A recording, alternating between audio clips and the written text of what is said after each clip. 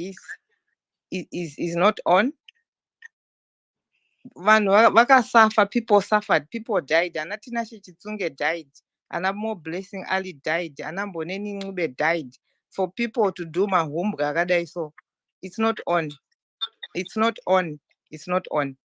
Now we see three I think about three factions, or if not four. For what? If you are genuine comrades, why don't you find each other, work together for a great new Zimbabwe? But tunaona wachisa ma cryptic messages, tunaona wachituka, tunaona wachita matantrum pama public platforms. Vanhu vatiri kuexpecta kunge vari ma-leaders, vanhu vatiri kuexpecta kunge vari ma-torch bearers, vanhu vatiri kuexpecta kunge vari the light of the world. We are busy doing zvinhu zvisina basa, yet vanhu kwamutoko vari kufa nenzara, vanhu kuzumba maramba pfungwe, they are dying of hunger. Dai titori busy pamaspace kumobiliza chikafu munguva yedrought, but tiri busy panapa kutukana, kupotana, kuudzana zvisina basa. We need host. I think the platform is taking a turn. I would like to. I would like to excuse myself, not out of disrespect, okay, but I think I give let me I give back the mic. Oh, sorry. Yeah, let me. Sorry, Chair. I want to thank you for hosting us this evening. If anyone was offended in any way or manner in what we said, I apologize. But I think before we degenerate into an insulting platform, let me take my lead. Thanks, Chair. Mama Fume, before you go, can I just say this? I really feel for Advocate Nelson Chamisa. He had sleepless nights.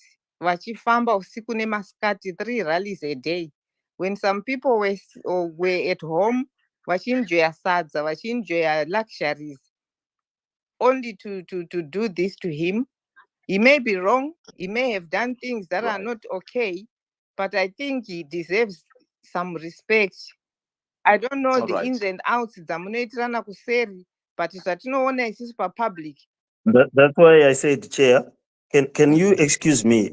I think the condescension and the downright content is getting up to certain levels that we might also not be able. Okay. Okay. Sorry, just before hold on, guys. Hold on. Mayor Mafume, I think we appreciate your time. The thing is, obviously, I think people have got a lot to express. People need to speak to you guys, but we appreciate you coming to speak to us. I wish you could have given us more time, but obviously, I think you don't want the direction that the conversation or some of the participants are going through.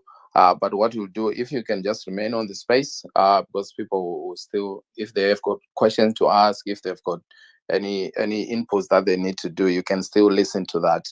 So I just want you to remain on the space if you can. But thank you for that. But anyway, we still have Agents Kumba, we still have Honorable Darlington Chigumbu. So these guys are still here, and I think they are still in the leadership structures. And I see we've got requests. Tererai Obey, I see you there. Who add you, Mkoma, Honorable Shaki, who add you, and so many other people. My sister Jela Babra, a lot of people, Mercy. So we add you guys. So what we'll do next is, since the mayor is left, I think the next question was going to Two Boy. Mof, please, if you can make a submission. It's quite sad. Mayor, sometimes I'm quite direct, either people they're gonna like me in the family or outside the family.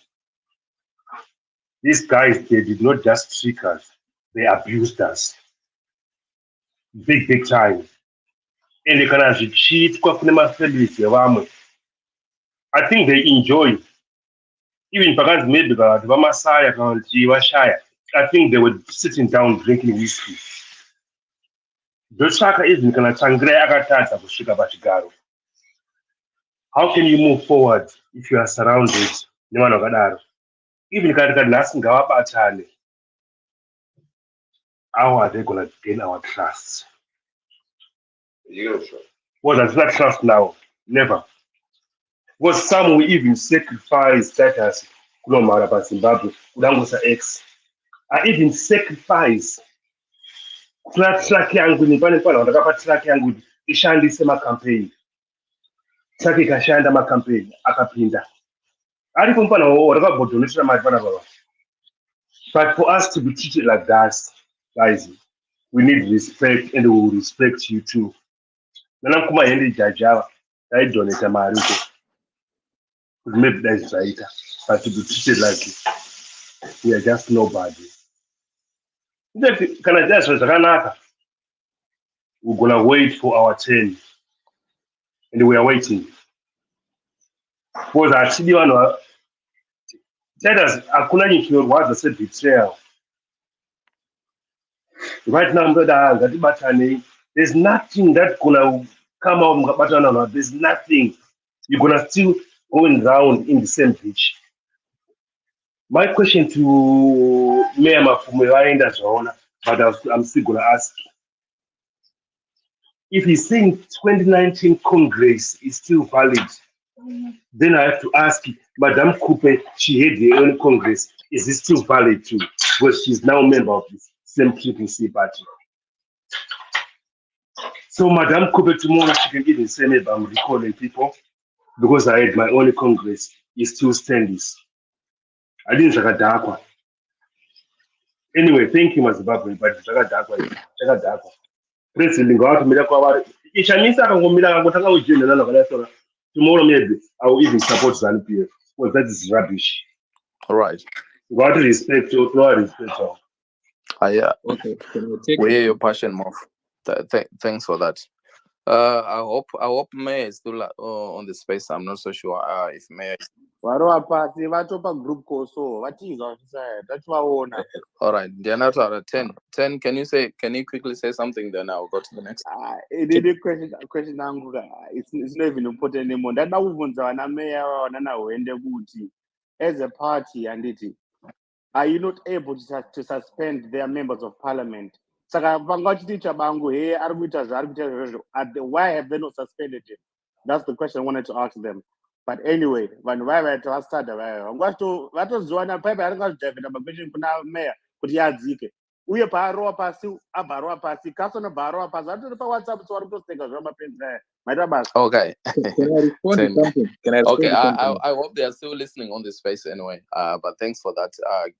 I think Gift, you're having a problem with your network. I'll try and add you back so that you can speak before we lose you again.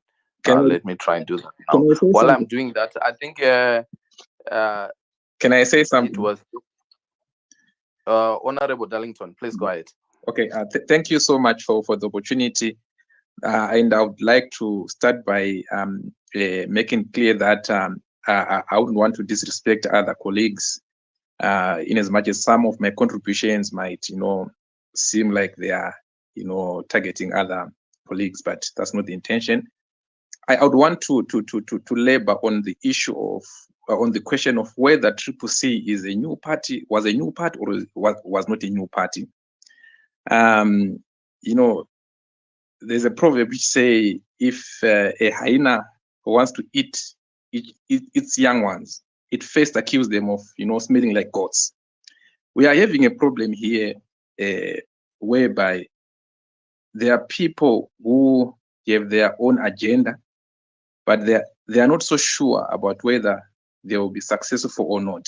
They do really understand and appreciate that President Nelson Chamisa is a brand. They want to ride on that brand. But the way they are doing it, the fact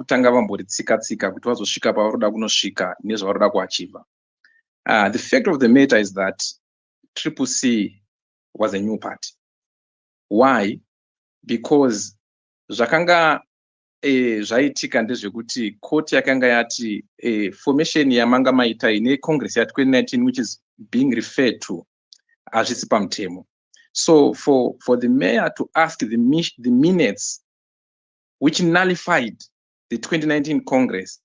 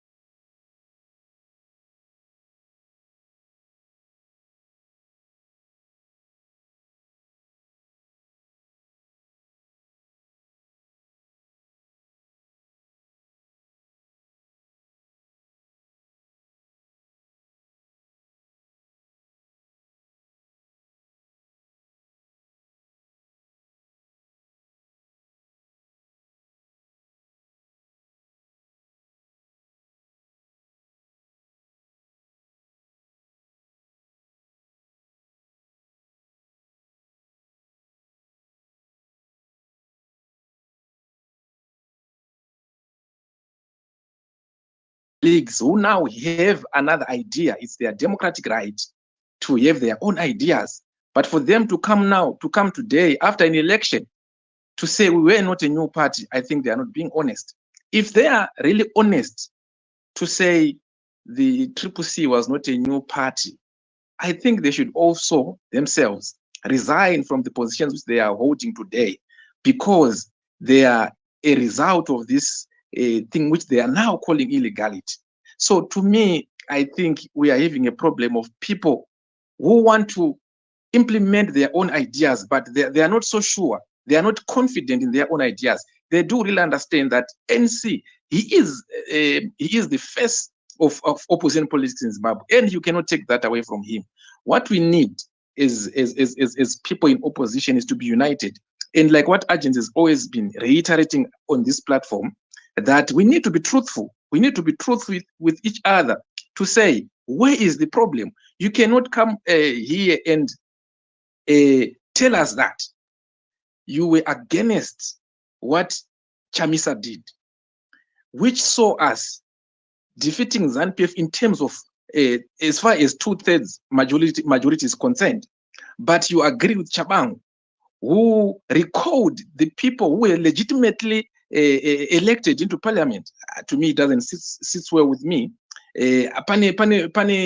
Panoratidza kuti pane zvinoitika or zviri kuitika behind the scenes. We have to agree, Tese, like what Agents has said, kuti what happened in a bid to resolve whatever misunderstandings dzakanga dziripo in terms of how we're going to formulate ourselves was not right.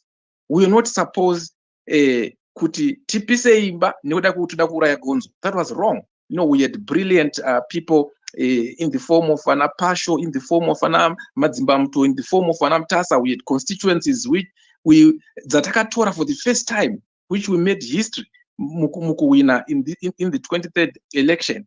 And then all those things were destroyed. And now somebody comes and justifies.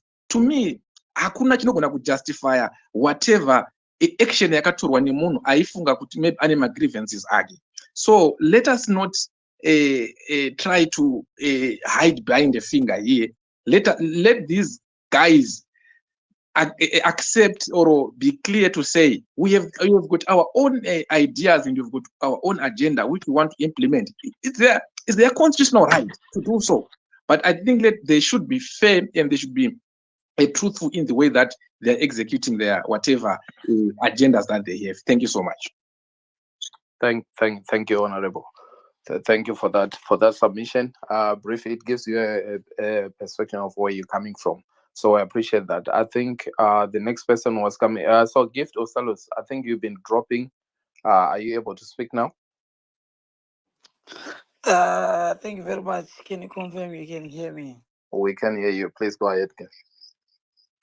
Thank you very much. I'm here because someone very abusive brought me here from sabbatical because they say there's a conversation happening and I come here.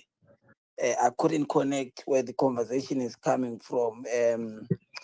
But I think that I picked some of the issues and I think that we are born out of the collective aspirations of the people. So I generally and personally would have felt that there should be more formal platforms of engagement. But nonetheless, I've said, I've just been instructed by the citizens to come here. Probably I think they felt that maybe there are some issues I might be able to raise to clear the air. I think that I picked some of the few points, and let me first start by saying something.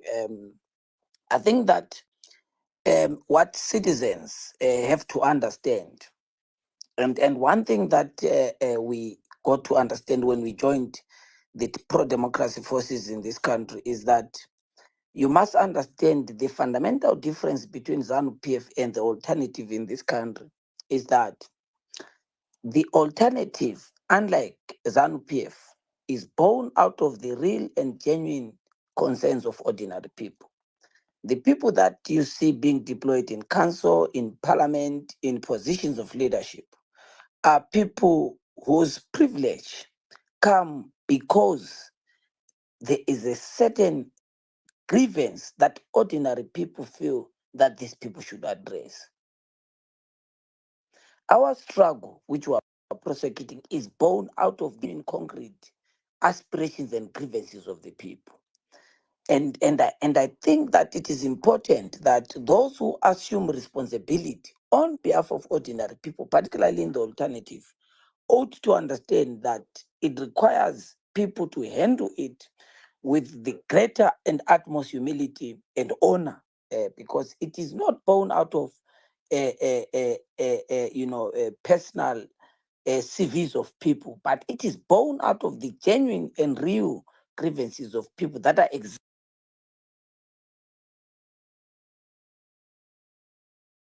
existential. Let me say, there is a question about people trying. Look, the pro-democracy movement has a history of almost two decades plus now. And the Triple C being part of that broader democratic contingent has just had a history in the lifespan of almost 2-3 years. And I don't think that if we rewrite the history of the Triple C, what more the history of the 2 decades plus of fighting in the trenches, and you get to understand why Zanu people rewrite history of what happened 40, 50 years ago. Because we can't rewrite history of something that happened 3 years ago. The matter and the facts are as followed. Number one, the Triple C and the MDC and the various factions and the conglomerate of the MDC are two distinct separate political entities at law and politically. As a matter of fact, there was a meeting that we set when we were still in the MDC. I was the Secretary General of the Youth at the time. We sat in a meeting, National Council meeting of the MDC Alliance, which I think most people want to continuously refer to as the platform that formed the Triple C.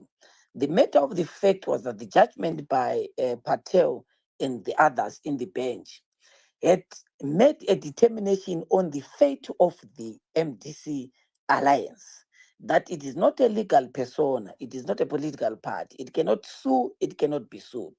Anyone who claimed to be in MDC Alliance must go back to the MDCT as was founded, as was constituted in 2019.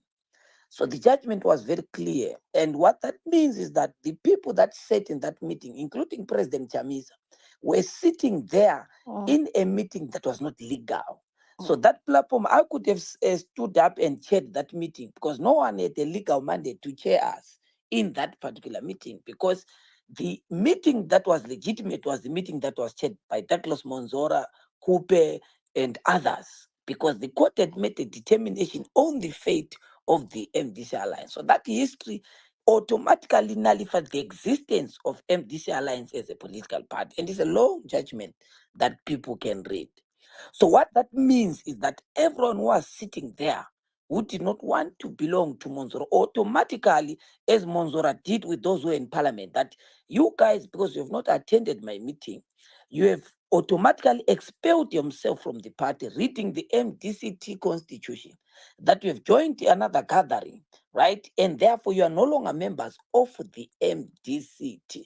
That's why all of us could not claim anything in that political party. And then Coupe took over, they went to their Congress, I think that they started fighting, and then the leaders of this world came in, and the Maos, I think somewhere, materially, and then it also got fractured, as it were.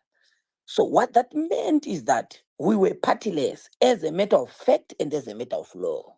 All of us who were there were partyless and positionless. What then followed is that President Chamisa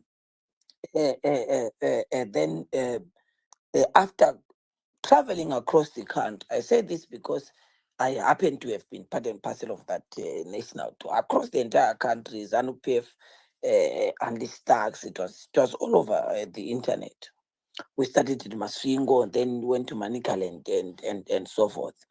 And the emphatic message that came to President Chamisa to people, I think that there were two things. One, you go and form a political party, not Amos Chiba, not Ostalos, not another person. You, Nelson, go and form a political party. That is the mandate that the people gave to President Chamisa in the conversations that were happening in the countryside. Secondly, they said we have to get rid of this position of the Secretary General because it has been a center of problems in the alternative. I think those were the two fundamental messages that came across universal. There were so many other messages. This is how we think you should rebrand, and all those other issues. How you should brand, not rebrand.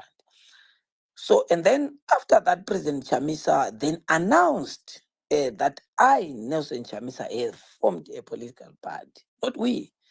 We were there, and many other people. I'm sure you saw the press conference. It was in Bronte.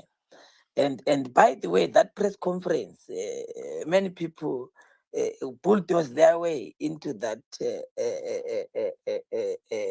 podium because President Chamisa was supposed to go there and announce the new party and the pathway. And the journalists asked, at least so that we go to the facts, the journalists asked to the president, you have formed a party, who is your vice president? And he answered emphatically clear that, look, I don't have a vice president. And they asked, I think, I can't remember the other position that the people asked. So he answered unequivocally that question about, whether he has got the leadership of the MDC Alliance into Triple C. But it is only natural that everyone, I was part of the leadership collective of the MDC Alliance, and the only thing I hoped for was that it would have been clear, it would have been better to have that transition. But we were told by lawyers that you guys cannot rebrand because we were in a meeting that we held before the formation of Triple C. We were for the rebranding of the MDC Alliance, which had been taken over, to either have it to be another MDC something, because we felt that we cannot lose MDC in our name. That is how some of us felt. But the lawyers whom we are seeing today were the ones who said you cannot rebrand what you don't have. You can't go buy paint and say, I want to paint this house blue when it's yellow, but the house doesn't exist. So you only paint what is there. So they made it clear to us, political scientists and non-thinkers, that you guys can rebrand something that you don't have. So what they meant is that you don't have a political party, form one, then brand it, which is why we formed Triple C. And I think that there's an alphabet of evidence that speaks to why we said Triple C is new, and we branded it from zero, people contributing the colors, the logos, with so much debates about everything, the websites. I think that Kuda spoke about some his conversation with me.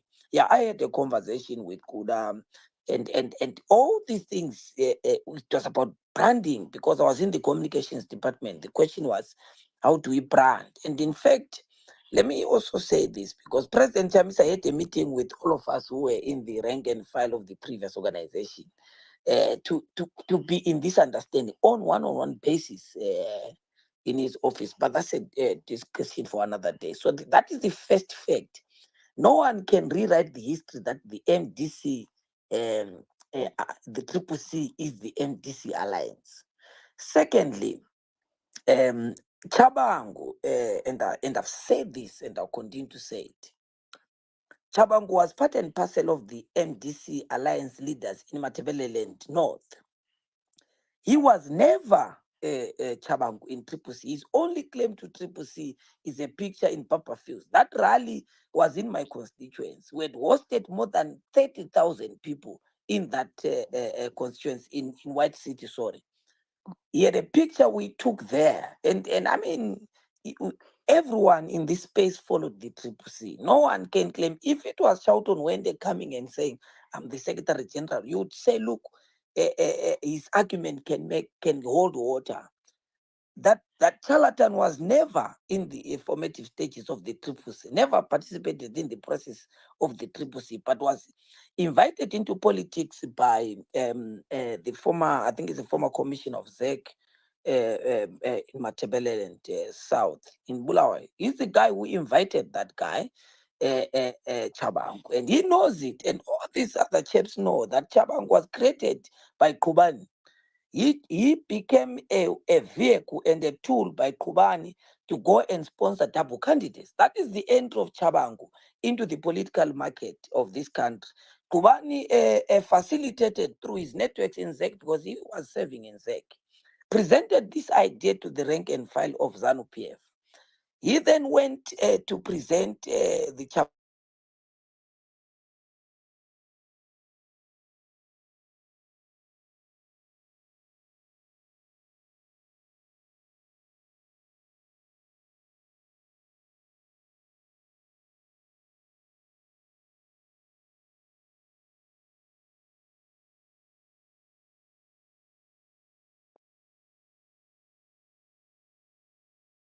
themselves. But Chabangu is a product of Kubani, who then sponsored double candidate. We went to court as Triple C to say, look, this guy, because ZEC accepted his forms, whereas in tradition, the Zimbabwe Electoral Commission would not accept anyone who comes and register a name of a political party when they've already received the same name, right? That is why we started to question ZEC's professionalism, because that has been the tradition and what the law says.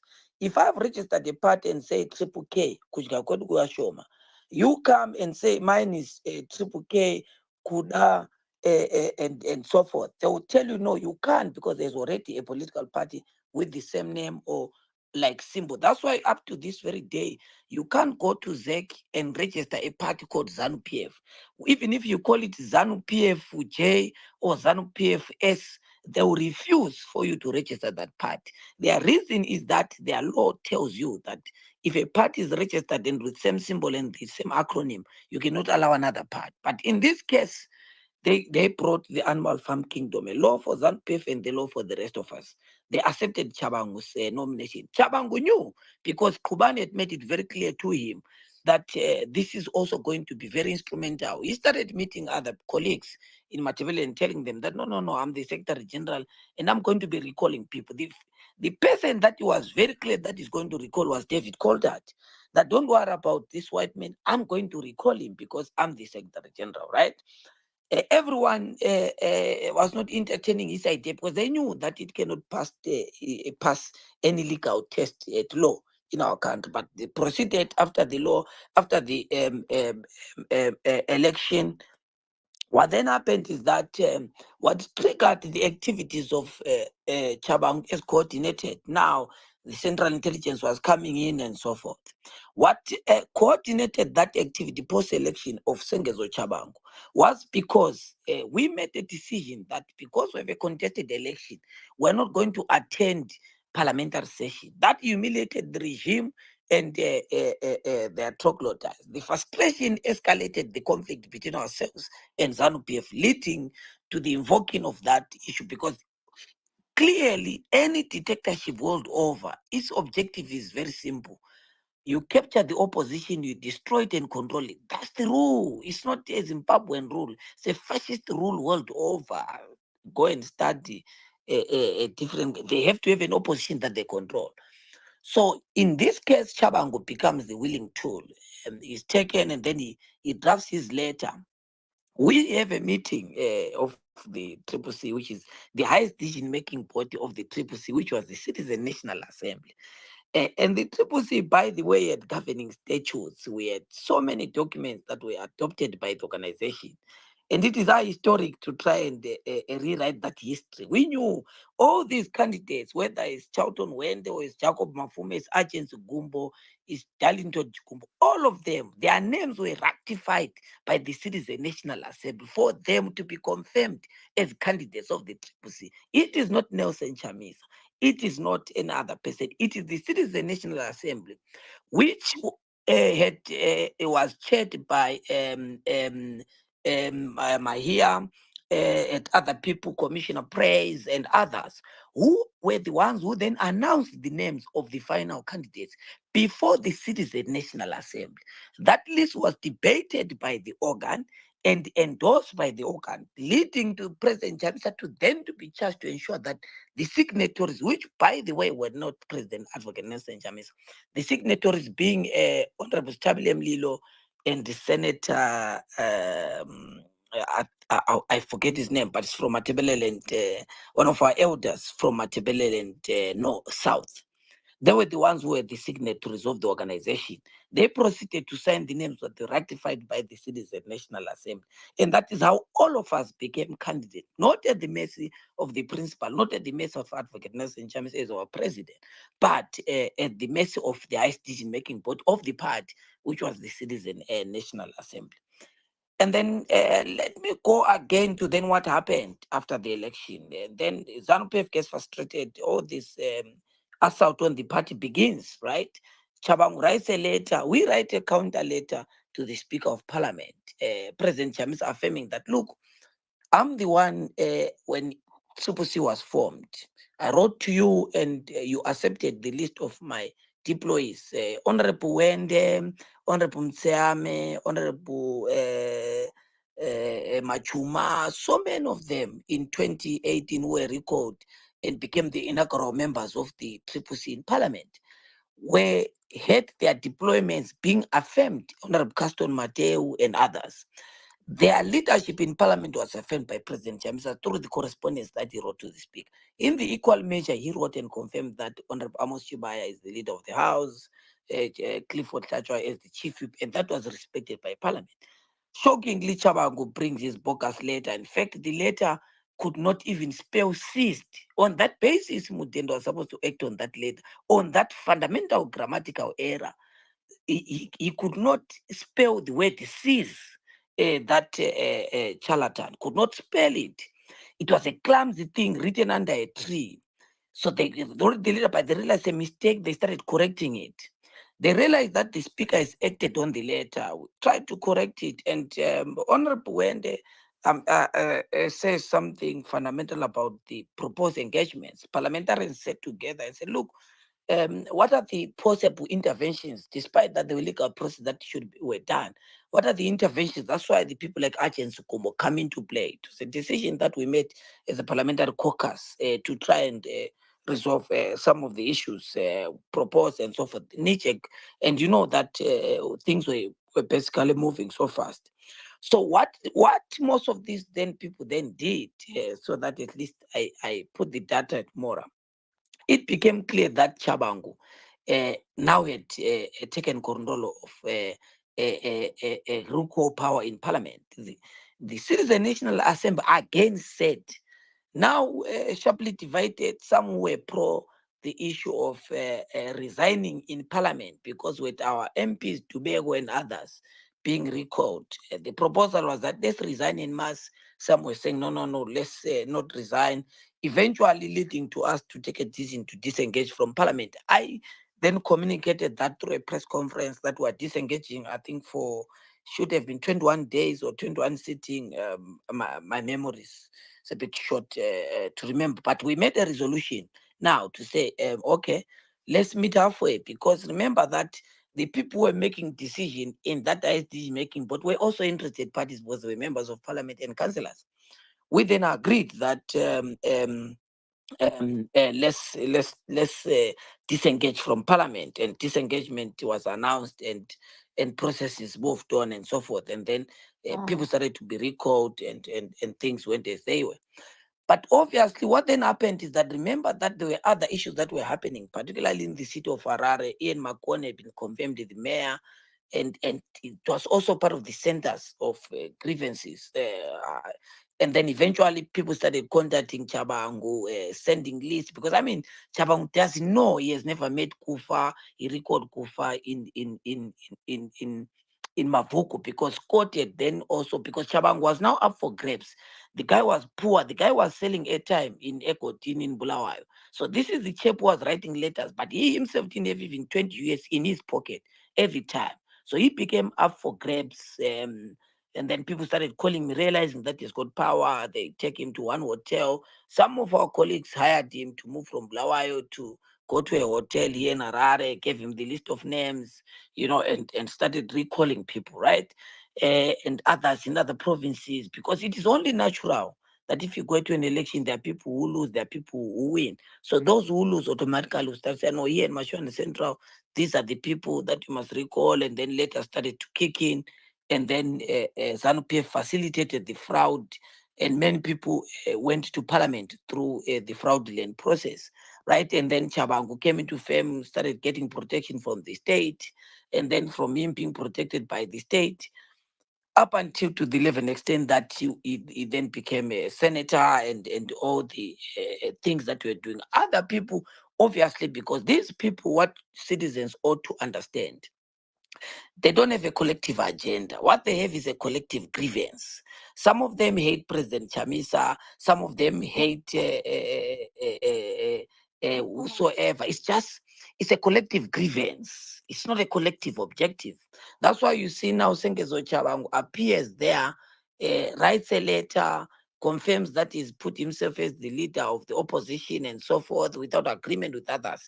It's just a whole basket of confusion and politics of self-preservation. But I mean, what I'll conclude by saying is that, look, it is not possible to have the following. One, you cannot have your cake and eat it. You can't have both sides of the cake.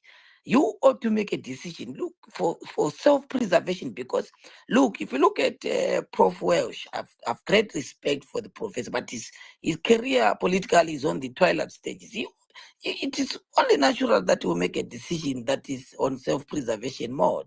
And many people do it. Those who in parliament who think that they might not be able to go back, they will take those decisions. Some of them have so much hatred for the person of the principal to the level extent that at the slightest provocation, they'll say, let's throw away the baby with the towel. Let me go to President Chamisa's resignation. The letter was very clear on why President Chamisa resigned from Triple C. The political parties exist on the basis of two sources of power, de facto and de jure. Those are the existing sources of a political party. It's either you've got effective political control of the organization or you have got legal control of the organization. The legal control of the organization was taken over when President Chamisa's correspondence could not hold water in parliament, in courts, and everywhere. The courts had made it criminally clear that they don't recognize President Chamisa. Mutenda had made it very clear by not respecting the correspondence for President Chamisa and respecting the correspondence from Chabao. So President Chamisa had lost as a leader effectively the legal control of the party. Secondly, when the political dynamics of the organization took a part, that was clearly that people were now taking their part of self-preservation and their own peculiar interest. It is clear that they also lost effective control of the organization. So it is only a narrow for anyone to assume that you ought to remain you effectively, legally, and politically don't belong to. So it's actually formalizing the realization and the reality that the party Triple C had been hijacked by ZANU-PF and others then becoming willing tools, because the decisions of what happens in Triple C were not made by these individuals. They were just beneficiaries of the decision made, but the decisions were made by the regime. Chabang himself never made a decision. It was made by the regime that we want that one out. We want that one. I never had an opportunity to speak in parliament. The first day, they made me to sit down. The second day, they chucked me out of parliament. The third day, they read the letter of my recall. So the regime had made it very clear, because remember, why the regime did all this, beyond all the, because everyone have their own version. But what was clear is that the Triple C parliament, ZANU had the quantitative majority in parliament. It had many numbers than us, but we had the qualitative majority. So it was not possible for those gerontocrats in ZANU-PF to control that parliament. It was not possible. The first sessions where we were all complete tell the story. ZANU-PF attempted to sing in parliament. We took over. And Mudenda was in 6s and 7s because he could not stop us, because it was ZANU-PF who had started the noise. So we had the qualitative majority to the level and extent that we're going to shape the direction and discourse of parliament, even if we didn't have quantitative majority. Because ZANU had most of the people, if you look at this Zanu PF MP, the Cremora guy, I think he's an MP in Mashonaland West. The Cremora was very popular to say Mugabe, Cremora, Webster Sham. Webster Sham, in every parliament session, you'll be holding a flask of tea. You'll be drinking tea almost in every 2 hours. So you can expect that person to make any debate. He's going out there to refill his 2-liter flask of coffee, come back to parliament. I mean, it's a carefree, indifferent, and a clueless lot. While it's on our side, we had very critical mass of the political leaders in this country.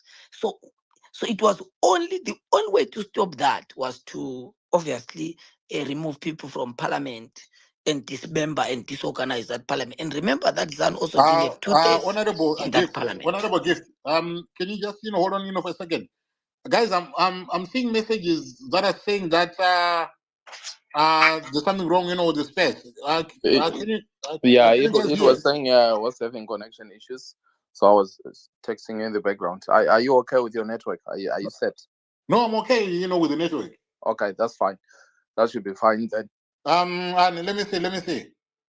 I see that there was a drop in numbers to 1.3, but now they are back to 1.5. So I think everything should be fine. Okay, that's fine. As long as you're there, I think we can see you now, so that should be fine. Oh, so you weren't seeing me? No, I could see you, but there was a message to say connection with the host. So yeah, okay. Apologies, Honorable. Apologies. You can take the mic.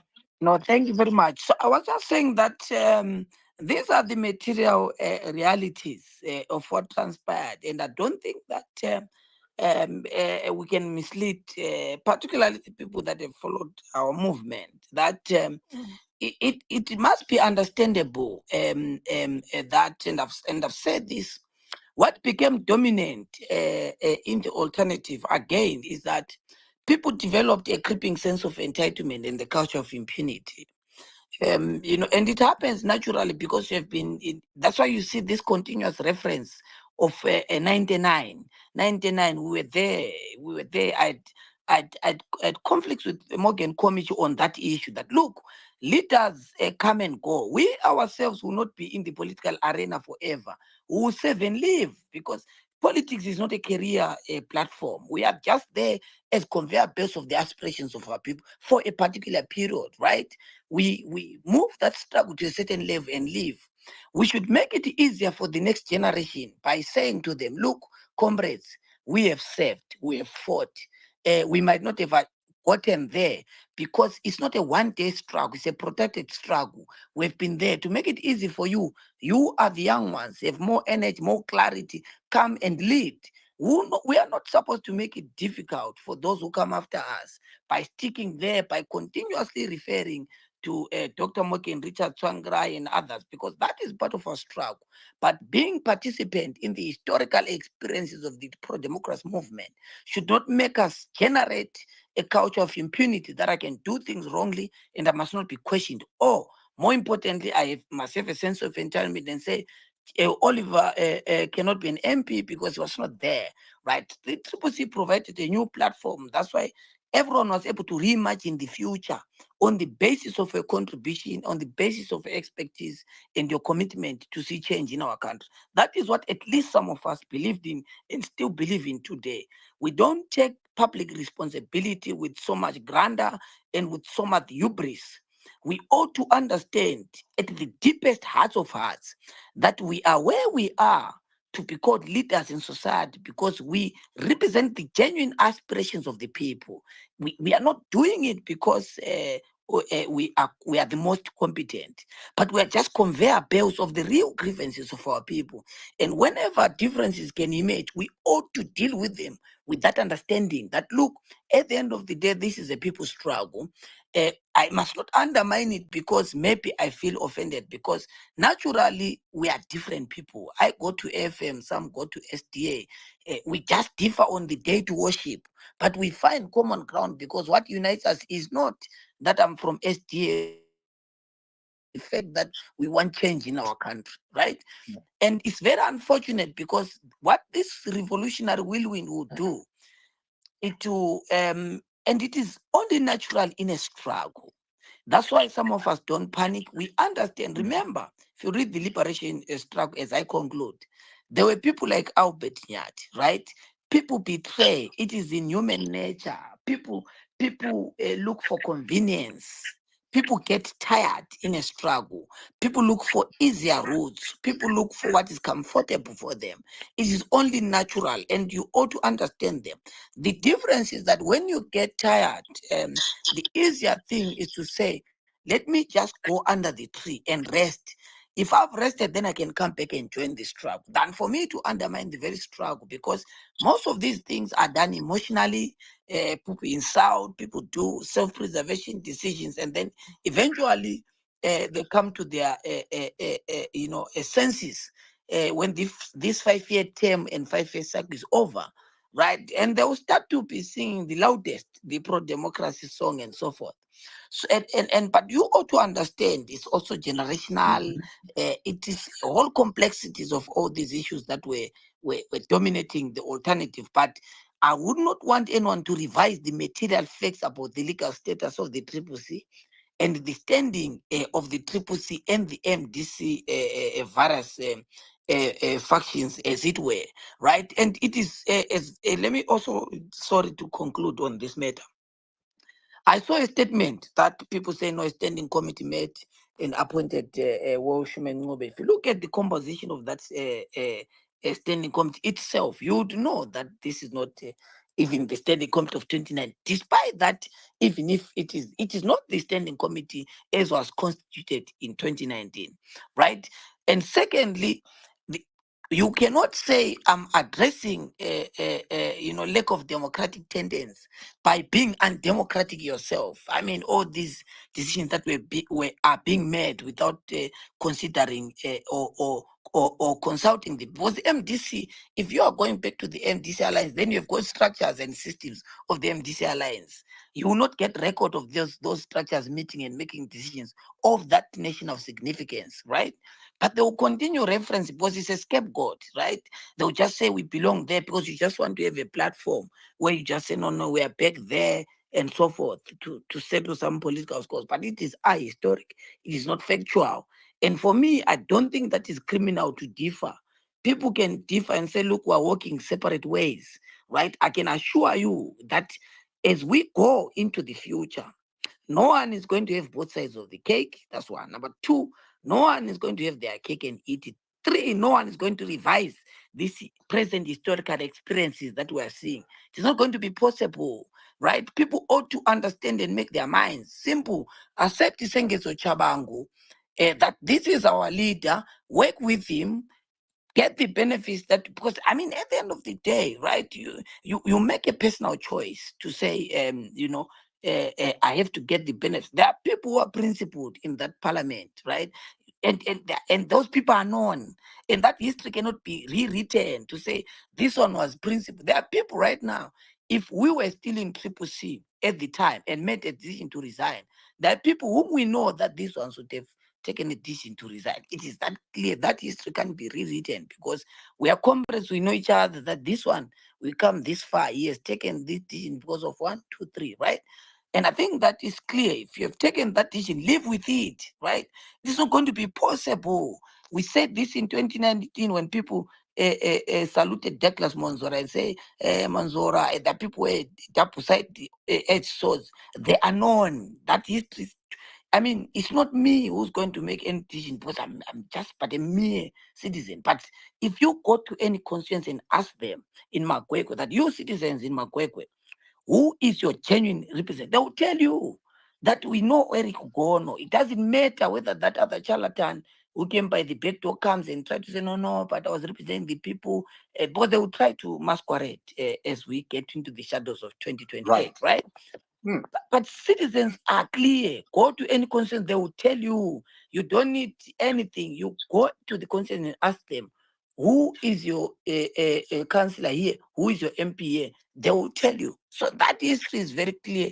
And I thought that is important to just clarify since I was just invited to speak on that. Thank you. Okay, thank you very much. Honorable Mayor Mafume, he wants to respond. Titus, can you see him?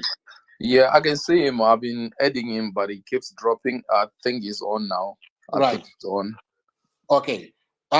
Mayor, you can take the mic. Right. I think he's dropped again. So, Mayor, I think get out of this space and come back again. We'll try and add you back. Please, can you get out of the space completely and then come back again? Yes. Because I think that will help. I don't know what is going on. Let me see. Is there on the request? Add speaker. He's loading. Yeah, I think it keeps kicking you out, Mayor. So please try to get out of the space completely. Come back, then we should be able to add you back. So in the meantime, while we wait for that, I think Tadini, please go ahead with the question.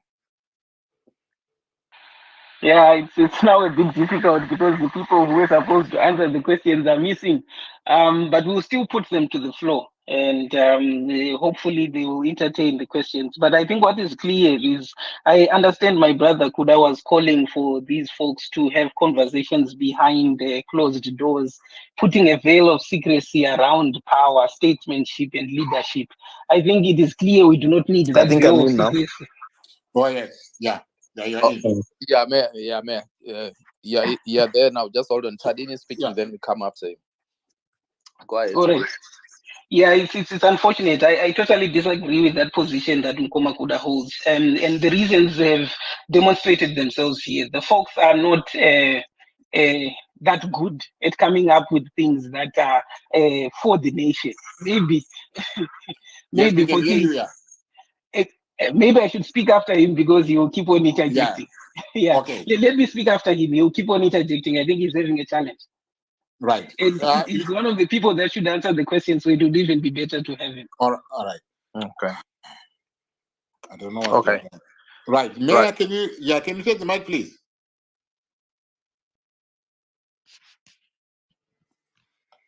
Okay. Go ahead, Mayor. You see, I think I'll try to be as dispassionate.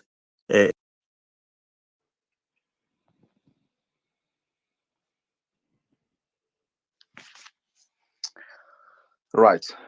You're definitely having some network challenges there, Mayor. Please try to get out of the space again and come back, because I think your network here, we can't hear you at the moment.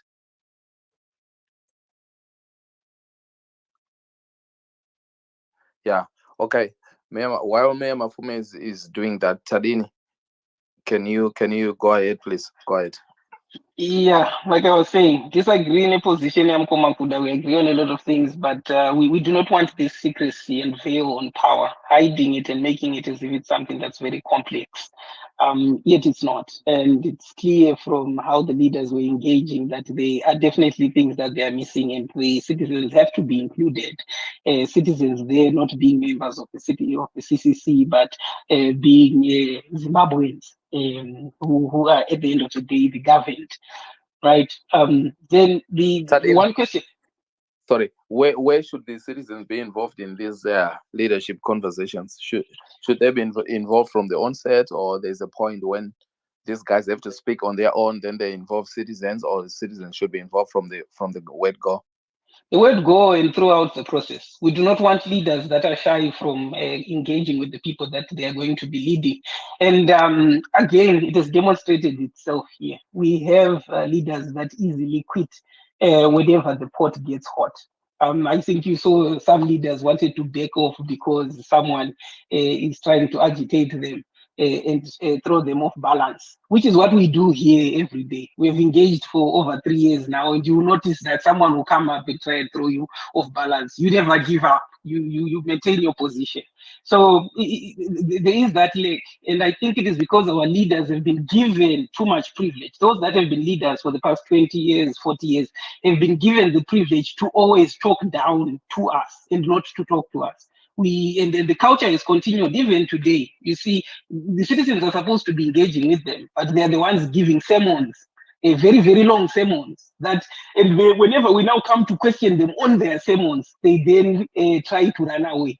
I know Gudunko Gerard is very good at that, and in time, he will remember that this is a platform for citizens. It is not a platform for those elected to come and give us sermons. They can do that in the platforms that they already have and that they already control. Let us not do that here again, where the citizen wants to be heard and the citizens want to communicate with those that are supposedly guiding the vision, supposedly the anointed ones. But I put that one aside. And I come back and say, one really critical that has been coming from the side in Amea, Kuti, the Bereka Mwana was very undemocratic. And I find that as being disingenuous, very condescending. The reason why is these people went through the processes. Even Komangu in the Total side, he went through the processes. And throughout the first time it was proposed, I think I maintained the position. Even Panam Komau, when they could, this is a barbaric thing that guys are doing. And we used to joke during the election period between me and Koma Smarters to try to back and forth. Always I present why I'm saying what they're doing is barbaric. It is anti-democratic, and they should never have engaged in it if they're a democratic alternative. I was clear about that, regardless of the veto that came from it. Where were these leaders then if they held the same position that I did, that what they were doing was undemocratic? They went along with it because it was beneficial to them. So I think the question there is they have to explain why they went along with something that now they can clearly criticize and say, did they go along with it then because it benefited them? The same way that they're going along with what the status quo they want to maintain now because it is benefiting them. I hope they'll be able to engage with it. There's a lot of things that they did that was undemocratic in a supposedly democratic movement. Why are they distancing themselves from it now when they could have set it right at inception? So they should answer that one. Thank you. The last one. The last one. Yeah, okay. Yeah, then the last one is an issue to do with the continuation in parliament. And I think the argument that has been presented by the members of parliament that are still sitting, the sitting honorables, not the honorables that were chased out or that walked away, is that they want to defend the democratic space. But we are not idiots. Some of us are my lawyer. So we go straight to the point and we prefer the data. The data is clear. The democratic space has been shrinking ever since you're occupying that those seats. It has not expanded. So how are you defending the democratic space? How can you then come up before 2,000 people and argue we are defending the democratic space? Yet the data is clear that what has happened is a shrinking of that democratic space. Right, and I think it is also very disingenuous when we do not put the full conversation into context.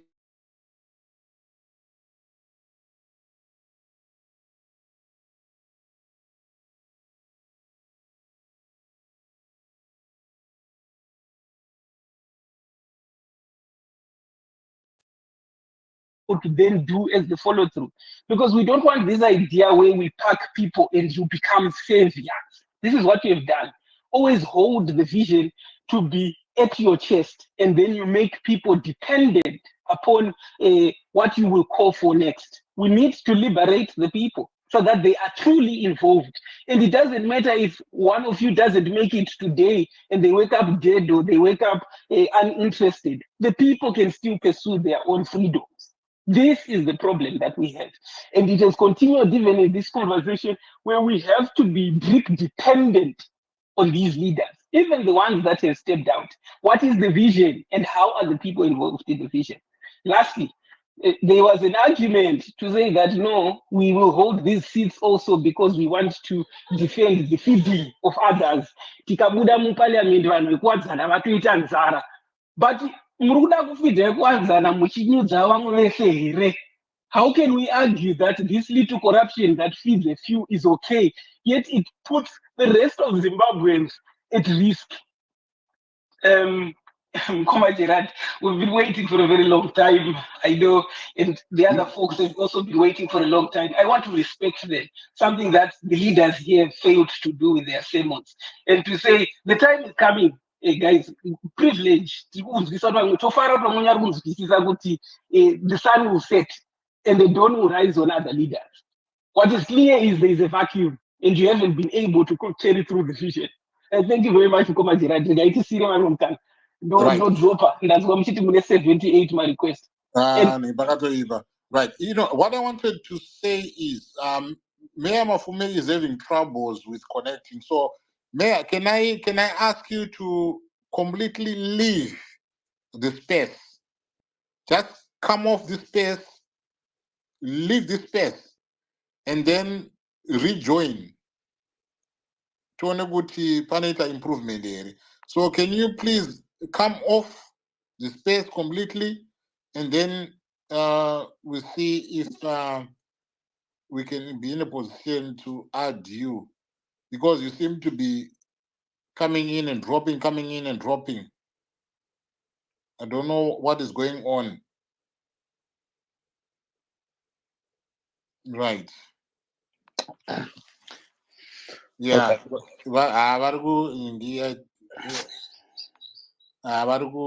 Yeah, you certainly wanted to respond. So we wanted to hear what he has to say. But yeah, I think it's tight. I think he needs to leave this space. Yeah, I think he needs to leave the space. Let's just keep that one space open, so that if he does come back, we'll see if we can Yeah, absolutely. Yeah, okay. Ngoma Judge, you had a question? Henry? Yes, I have a question. I hope my question was going to the mayor. I hope when he comes, he'll be able to respond. Yeah. The first question was, at what point in his at what point did he came to know that the name of the party is Citizens Coalition for Change, and that the logo is the logo that was used and the color was yellow? At what point in his did he came to know that? The second one is, they are talking of a national council of the MDT Alliance.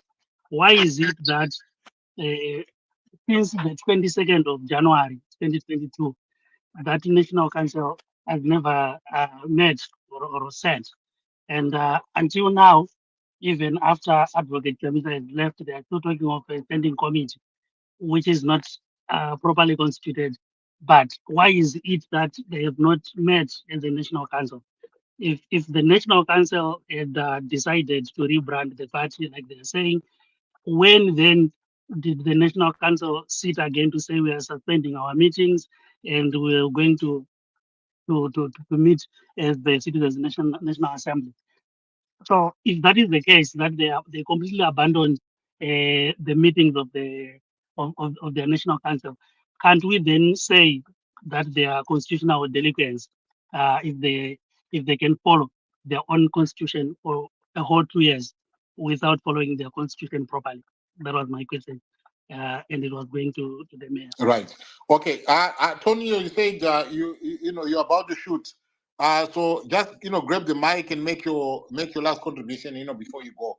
I'm trying to right. Mayor Mafume, I'm trying to get you to come via WhatsApp. Let's see if this works. No. So can you respond to to the WhatsApp message so that I can bring you via WhatsApp? Then it's so in the meantime, Tonio, if you can, Tonio, take the mic. All right. Thank you so much, Uncle, for the time. I think it's been a long one now. It's almost midnight. I'm sorry I have a quick one. Hopefully we'll catch up on the next one. But a very interesting space, and I'm very happy my brother Gift Ostalos is here. These are people that I deal with and I talk to each and every single day. And I love the healthy conversation that we've had from all the people across the political divide. But I've honestly been listening to the submissions. Some of them to me are very old submissions, and some of them are rather tired. I think I've done interviews with almost all these guys who have been speaking and have been making their submissions here. Um, I can't agree further from what my brother Kuda also submitted. In all honesty and honesty, it would have been much more better to have such a very mature conversation going on somewhere, which is probably maybe not on this most public space, in the interest of honesty and genuineness within these various political animals. I struggle for clarity under such spaces, especially because maybe of the nature of my job, and usually I deliberately want to drop it for the sake of honesty. I think allow me to just speak as an observer, or rather as a political scientist, as far as these developments have been going on, rather than me as a journalist, because I know I had a long conversation with the mayor. I had a public interview with him about these issues. I had one other with Hwende. I had many others even with these various political animals. But I think people are just being unnecessarily very playful, and we can do this for the next 2, 3, 4 years, and we are just being disingenuous and we're just being dishonest, because these are not the real issues. Uh, People will need to just sit down and be frank if they're serious about moving on. I know and I believe what Kodao said is true and was coming from the heart when he said these people, uh, it's very easy to label them treacherous and sellouts and all that, especially because of the current position. But we've been in this for a very long time. I think since the days of Morgan and Richard Changirai, they have been analyzing and seeing the political discourse in Zium. It's very easy for anyone to be labeled a sellout, treacherous, and all these things without many people fully understanding exactly how people are going from A to B to C. You see, and some of these people, when they make a comeback, it becomes very difficult for them to be reaccepted, because already a certain label has been done and has been put upon them, especially because of the history of how people have been doing this. I love to see, and I've always been seeing, a very united force in the family. They've done this too many times. The first time when the BTs and the Ngubes separated, they came back together with a strong political party, opposition movement that came through, and then it had single voice. Then it's happening once more again. We are seeing this people dividing and coming out. But without understanding the root cause of the problems, I think we're just being playful and we're being dishonest.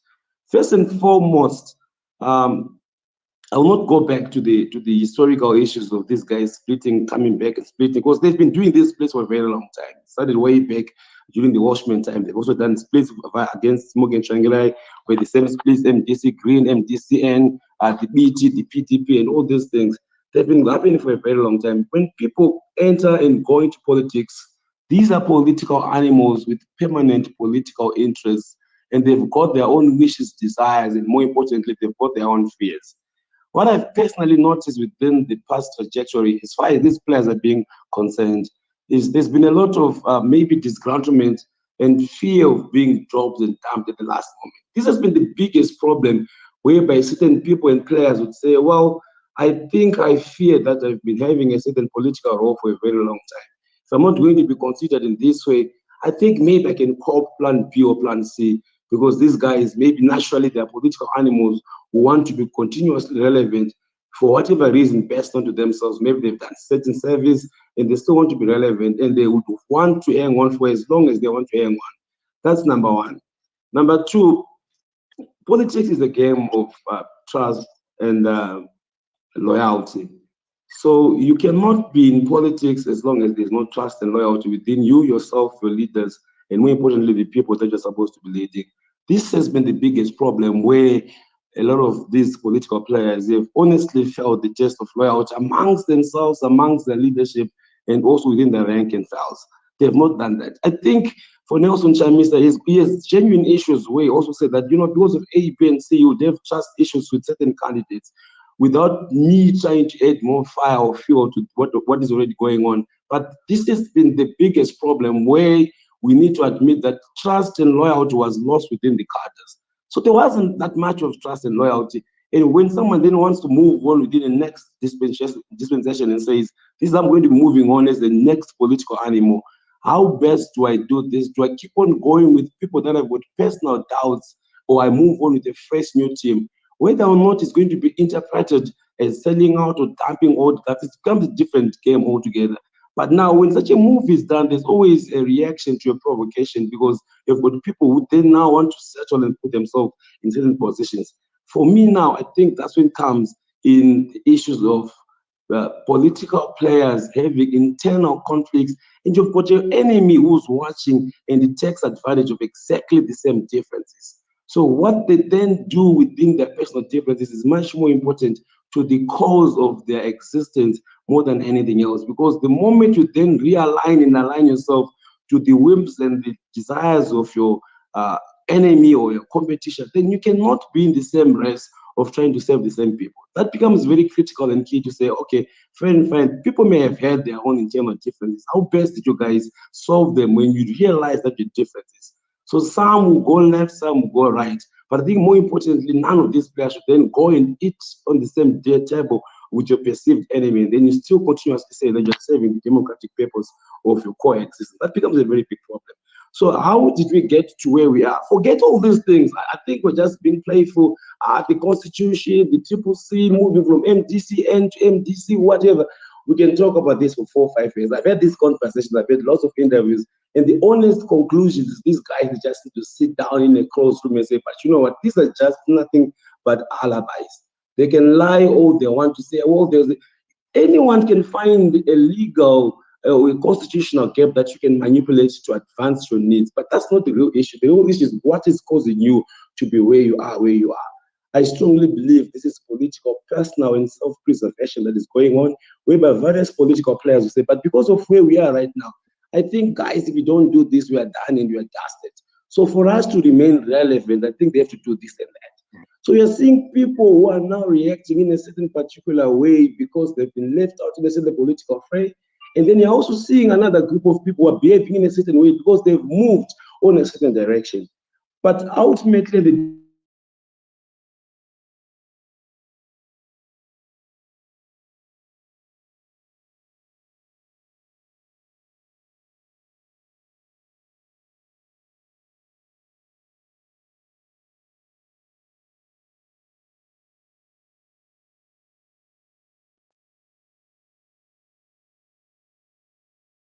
for a very long time. I've done exclusive and very long interviews with all these various players, and I've just made the conclusion that says, guys, let's stop lying that it's because of a certain loophole A, B, and C. It's not because of that. It's because of simple issues of self-preservation and moving on. So people now need to just honestly, critically decide to say, if we're going to be moving on, how best we then move on, and then we do this together as one. Now there's a new factor. Okay, let me just quickly. I think you want to come in? Yes, because I've got Mayor Mafumi on the phone here. Okay, no, that's fine. Do you want me to proceed, or you want me to hang on for now? Yeah, if you can, and then I'll just get him to respond, and then I'll ask you to continue if it is okay with you. No, that's fine, because I wanted to do a quick one and then I'll end, but it's all right. I'll pause on for now. If you are about to learn, you can continue, and then I think you can hang on for 2 more minutes. Okay, no, that's fine. Let me just try and push this up as fast as I can. Then there comes a very big problem whereby you are having your own serious and genuine internal problems that should have said, okay, guys, these are the real issues that we're having here. Let's stop pointing at somebody that says, you know what, I think you look like a goat at the time, you look like an elephant, or you look like a sheep. All those are just funny excuses. The real issues, we already know them. These guys, they need to move on to a certain dispensation. And some people had to be left, or they had to be co-opted in a certain way. But because some certain people had to be left, and they should have been left at a certain point in time, I don't think there was an honest engagement that says, listen here, Mr. X, Y, and Z, because of the new dispensation that you're going to be going through, I don't think it's very good for the party play number 9. I think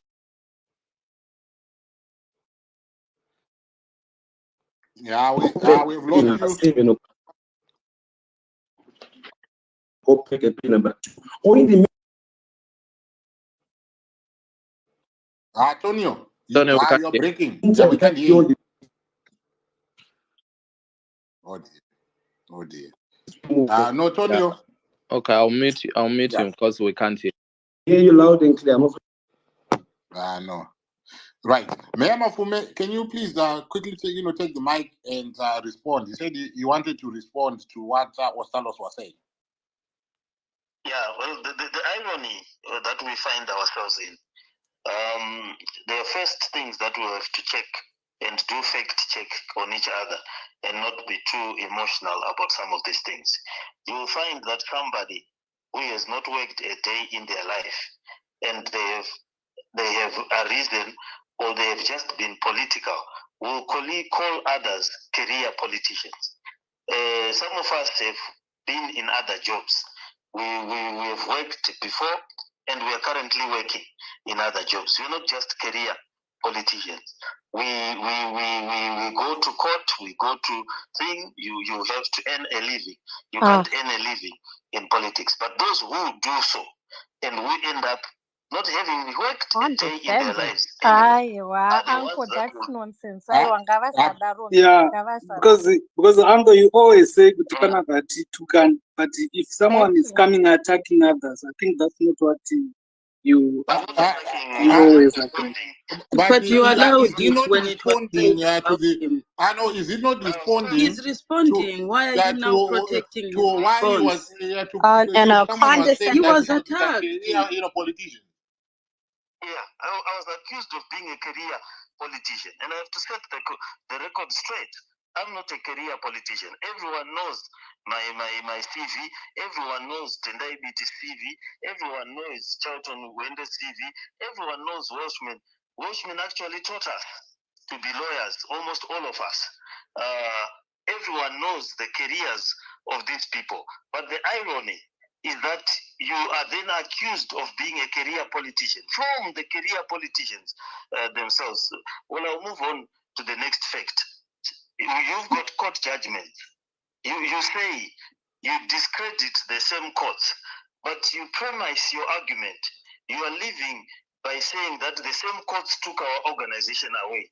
So you respect their decision to take your organization away, but you can't say, no, they are illegitimate and therefore you will not recognize them taking away the decision. You can't blow hot and cold at the same time. Recognize their decision on one aspect and then don't recognize their decision on another aspect. If it's a principled position, it must remain stated. It's either you do this and you do that.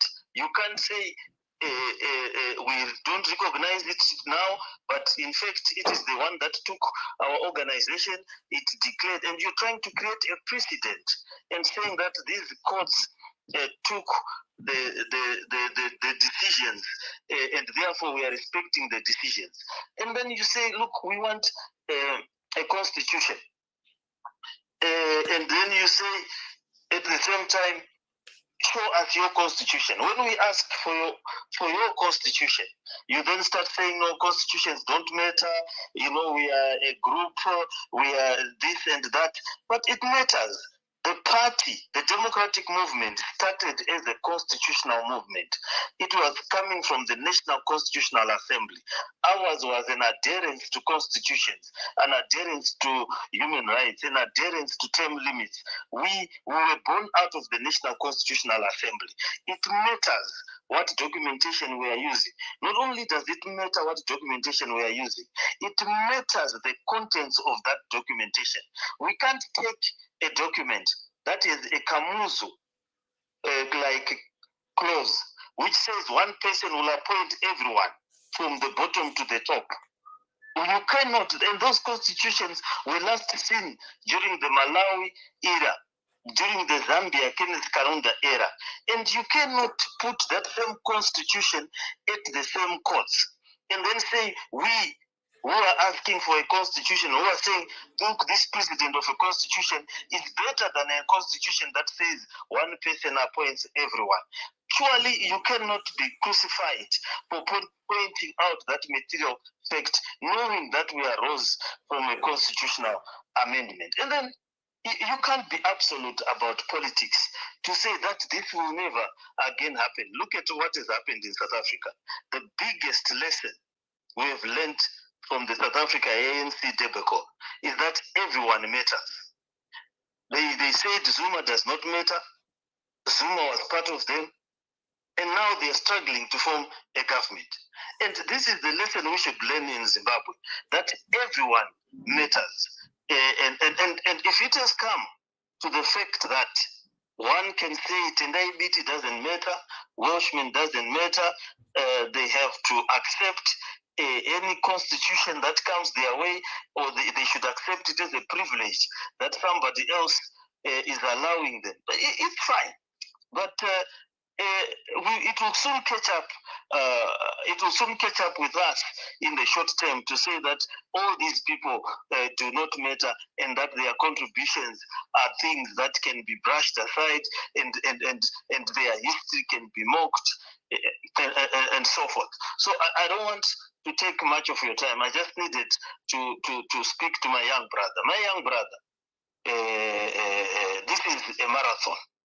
You might have a lot of disdain for us, a lot of words to describe us, but we've walked this road. I don't know where the disrespect came from, where the contempt came from, but I don't know. This whole thing and life and politics is a marathon. And from where we are coming from, the scars are there. And people might say scars don't matter, but we are on the ground. We are here. And very soon, this contempt of each other, this disdain of each other, and this process that we have engaged in and we are engaging in will soon catch up with us and will not be the better. But I just came back, Uncle Gerald, to deal with certain things. Opposition is not a rich man's game. We don't make a lot of money, and we've never made a lot of money. We've tried to contribute to this process to the best of our ability. Yes, it will come a time when we will no longer be needed. It will come a time when we'll have to retire. Well, so be it. We will do so. But we've got a task at hand to help the people of Zimbabwe, and we need all hands on deck, and we need a constitutional framework that will protect each and every member in their strength and in their weakness. And this monolithic approach to the politics and to the body politic does not take us anywhere. Thank you. Right. Thank you very much for much. that. Ostalos is here. Let me quickly. I want to quickly engage with you. So if you can Ango stay Gerard. for a minute, Ango Gerard. if you can allow Ango you Gerard. to, Ango Gerard. Ndaichida kuvhunza kuti ko avo meya vari kutaura nyaya dzemari tichitaura nyaya dzepolitics vari kuzviwana kupi, ende uye ngavatipewo 5 list yamapolitical parties avanga vainawo avakatumwa nawo kundovhura. Handitika then chinotevera ndechekuti ivo vari kuti ma-MP haafaniri kubva kupariamendi, but isusu vanhu tiri kuti ngavabveko, tisi takavavhotera, takaita ma-sleepless nights toga. Ivo vakanga vakati nyenyenye vari mudzimba vachinyengana navakadzi vavo, hatina kana kumbavabvunza kana one day kuti tiripawo mari. Aiwa Uncle Jedi, aiwa ndiri kukurwai chose, but kana munhu. Guys, Can I just quickly respond? Saka, if you want to make a contribution, Aditi, tine protocol munozviziva mukoma, isi first time yenyu ndikuuya panapa. Meya Mafume vauya kuzoresponda zvataurwa naOstalos. What he was responding is saying kuti ndo zvataurwa naOstalos, he was putting in on the record straight. So now Mayor is finished, and I want to quickly go to Ostalos to give him also the chance to conversate, with him. Saka, can we allow that, to happen, please? Thank you, Chad. I think that we obviously expect the necessary decorum based on the invitation that we got in our conversation. I think that maybe there must have been a misconstruence of what I've said. I made it very clear that we are going into politics not as a career choice. And I don't say this to any individual. I say it as a principle that to us, deployment in parliament and in local authority is not a deployment of a career choice, because we have also been in the employment sector. We graduated and worked, left one institutions to go to other. We worked for one of the companies on the stock exchange in the country. And we understand that it's important to have the understanding that the struggle is about contributing to the development of our country. And maybe I was misconstrued on that point. To me, that point was I was stressing the need to have an understanding that we are not in this struggle as a career choice. And secondly, I'm not so sure where I might have erred in raising my facts with greater respect, because my intention and objective was just to clarify, particularly on the two facts about the legal standing of the CCC and the various factions of the MDC, and I attempted to the best of my ability and with greatest humility to just state the facts so that at least our citizens can be aware in terms of what happens historically and what is happening. And I take note, of course, a point from my brother Jacob around the struggle being a marathon. I also subscribe to that view that it's not a one-day wonder.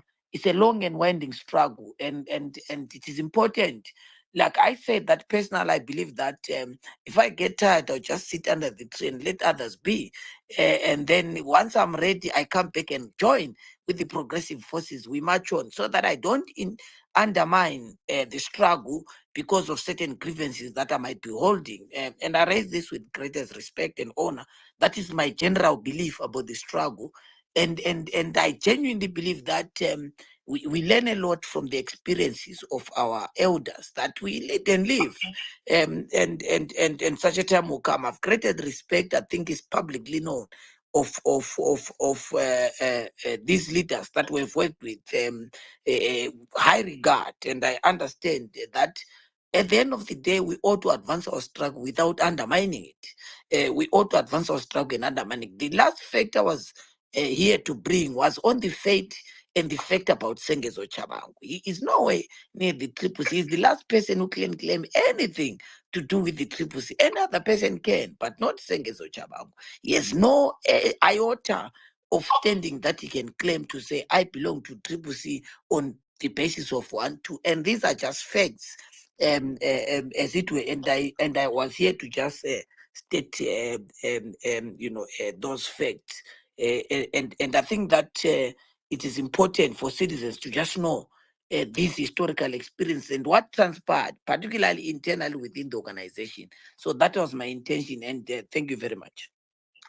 I appreciate. Thank you very much for the clarity. I hope, Mayor Mafume, I hope there was clarity there. Yeah, well, I think there was. I appreciate the backtracking, but people must understand that we are not trifling. I don't understand why a person talks about us saying we were sleeping with our wives during an election, and when Kuda has explained the process, Kuda walked with us. We didn't sleep at all. We never slept. We were at polling stations. We were funding. We were moving. And hello? No, I can hear you. Continue. We were funding. If we are jumping off out of disrespect, then we are never going to move this struggle. We are not parasitic. We contributed to the formation. We took people to court. We buried people. We defended people in the courts. We've got families right now. The people right there in the diaspora whom we rescued from base camps, whom we took out of jail on bail applications. We've put in the hours, whose lives we rescued. There are many, and I recognize many of them on this platform are listening to us. We are not people who went begging. We are lawyers. We are doctors. We are business people. We worked at the top of our profession. Right now, we go to court. We are at the premium of our profession. We are not the people who are just running around looking to be elected simply because we exist. We are not like that. And when I tell you that I'm the one who went to ZEC, I know what I'm doing. It was not coincidental. I was not a messenger. People knew that if I went to ZEC and I wanted a name done and a name given, it will be done, and it was done. I took the Triple C. I'm not a dum-dum who takes a name and an organization that is going to undermine my role and position in that particular organization. You think I would go there to ZEC with a Triple C thing that says I'm not part of it, that says there's only one person who will be part of it? I mean, if that is the quality of a lawyer that I am, how will I represent people in parliament? How will I represent your interest when I can't represent my own interest in my own organization? It is just oxymoronic and a terrible contradiction and a belief that other people are inherently stupid. We are not fools. I can't go to ZEC, spend my whole day trying to get a name registered, trying to get a party going on, a party that simply undermines my role within itself and my organization, and then expect the same people to have faith in me that I will represent them in council, that I will represent them in parliament, when I can't represent my own interests in my own organization. It is just beyond belief that somebody could believe that we are that silly, that people could take off on a premise that we did not understand what we were doing, that when we were trying to be with our president, that when we were trying to be part of this movement, we didn't even understand what role we would play in it. We didn't even know whether we are in a new thing or an old thing. We didn't even know what would be our respective rights and obligation in that thing. Who does that? And if we are that type of political leaders, then probably, how are we going to represent the people in parliament when you can't represent yourself? If you are a lawyer and you enter into agreements that are detrimental to your law firm, and then you expect to attract other clients, I think, guys, we should respect each other. Right. We voted for President Nelson Chamisa not because we felt that he was going to undermine us, but we felt that he was going to not only elevate the people of Zimbabwe, but everybody else. So this narration that seems to make a mockery, not less than an accumulation of political experience that is worth over 100 years and legal experience that is worth 100 years, into a narration that my brother here, who must know that this is a marathon, can make a mockery of no less than luminaries that have, in their CV, have managed to bring an inclusive government, negotiated to political rights, appointed judges, appointed boards, and brought this country to where it is, managed this economy, and allowed people to be liberated at one point in time in terms of the economy, and negotiated political settlements, are people who could not recognize the constitution, who could not defend themselves, and who could not understand their role in the organization that they were part of. It is really sad and tragic. And for you or other people to try and convince us that is who we are is very sad.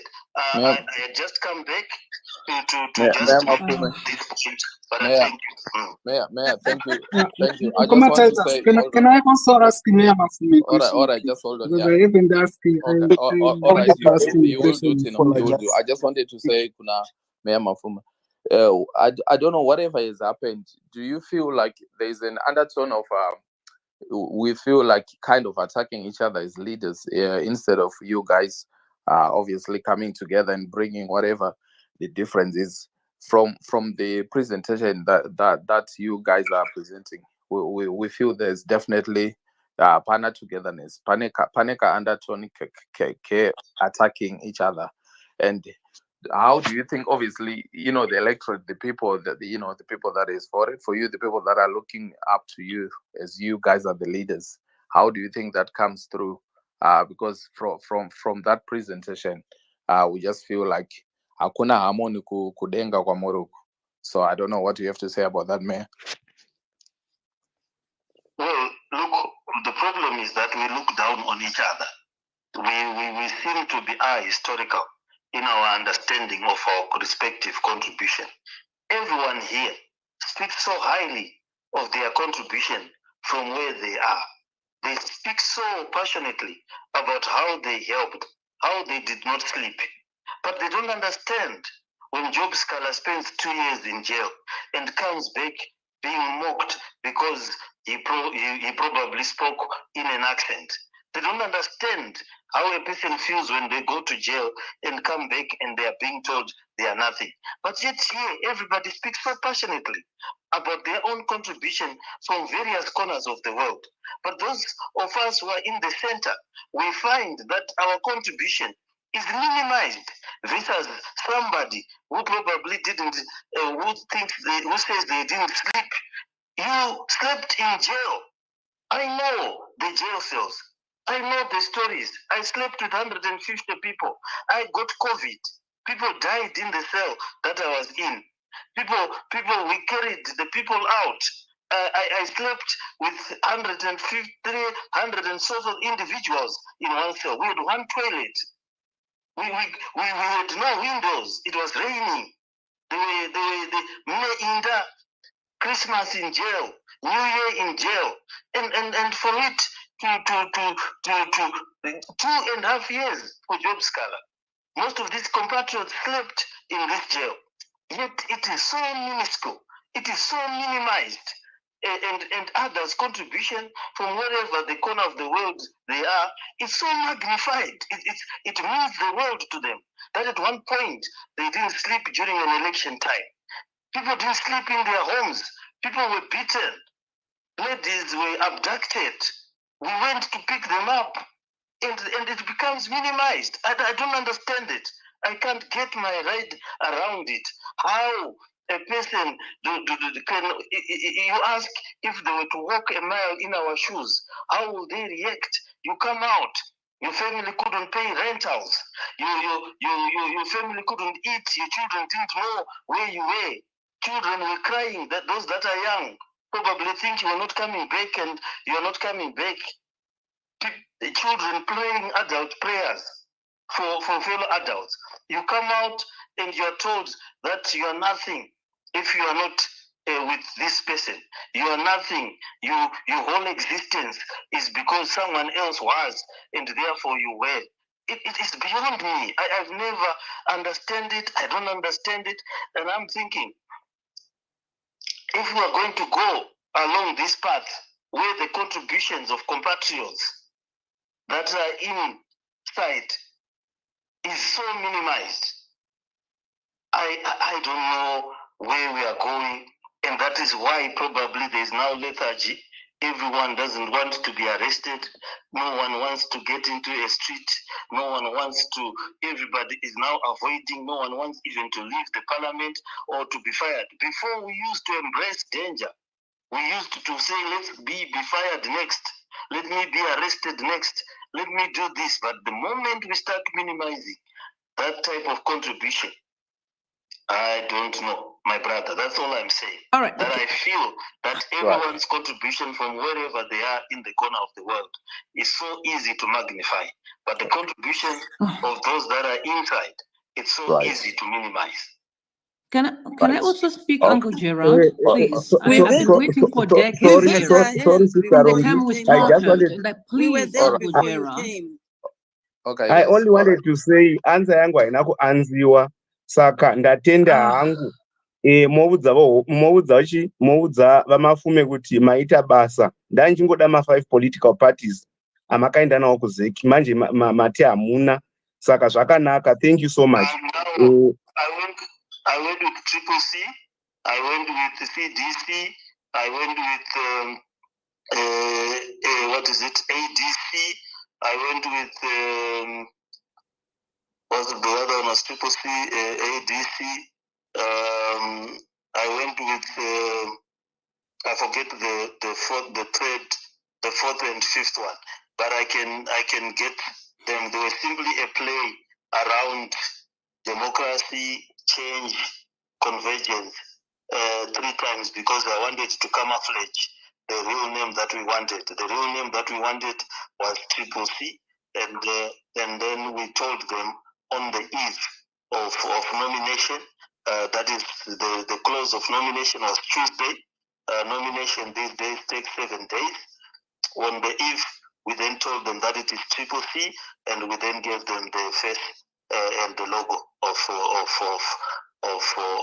the name. But we have those 5 variations that played around alliance, democracy, and so forth. But you said you are not new. You said you are the old. So how were you going as the new? Hi, this. Okay, we'll wait. I'll wait for me. All right, can I speak, Uncle Jude, please? Jessica, you are close. You see, I don't like having polemics with people I'm close to in the Okay, public. all right, that's fine. All right, that's fine. So what we'll do, Mayor, if you don't mind, so there've been people on the platform been holding on for a while. So what I'll do, I'll ask 3 people to just throw their questions to you. Then if you can just quickly answer. So I go to Rumbi, I go to Tino, and I go to Glenn. Please, let's go in that order. All right. So, Tafi, can you not thank see you. her hands? Excuse me? Yeah, I'll come to you, Mercy. I was there before the people you mentioned. No, I was here before you, ma'am. I think Sorry. they've been dropping, I was. but it's fine. No. But before Actually, we were coming up. So sorry, ma'am. Guys. Can I speak? You are selectively putting. All right, guys. Sorry, I understand. Guys, trust me, like if you ask Uncle Jet, so there've been people coming in on the space, dropping and stuff. So it's really, if you really understand, Uncle Jet will tell you. So with over 74 people requesting, yeah. So some people have been coming in and dropping. So Mercy, I see you are there on the platform, so you come. So if I go to Rumbi, yeah, you ask your question. If I go to Tino, you ask your question. I go to Glenn. Then after that, we can go to the next. I'll give you a chance. So yeah, Rumbi, if you can unmute, please go ahead. Thank you very much. And good evening, everyone. Honestly, I just want to thank you, all of you, for your commitment, your sacrifices, and what you've gone through. So, yeah, she's speaking. Because I don't have. Oh, I can't hear you, so it means Mayor cannot hear as well. Oh, is it? Oh, too bad. Right. But can you hear me? Hold on. So, Tino, can you say something? I want to hear if Uncle can hear you. Yes, I can hear Tino. Yes. You can hear Tino. Rumbi, so please drop and I'll bring you back. Tino, go ahead, ask your question, please. Okay, can I ask you 2 questions? One is very short one. So the first question to Mayor Mafume is, I heard the Honorable Hwende saying that they are going to have a Congress very soon. How soon is it? Is it 3 months, 6 months, 1 year, 2 years? That's the first question. Then the second question, it was with his recent submission that he did. He said that he's not stupid and they are not fools.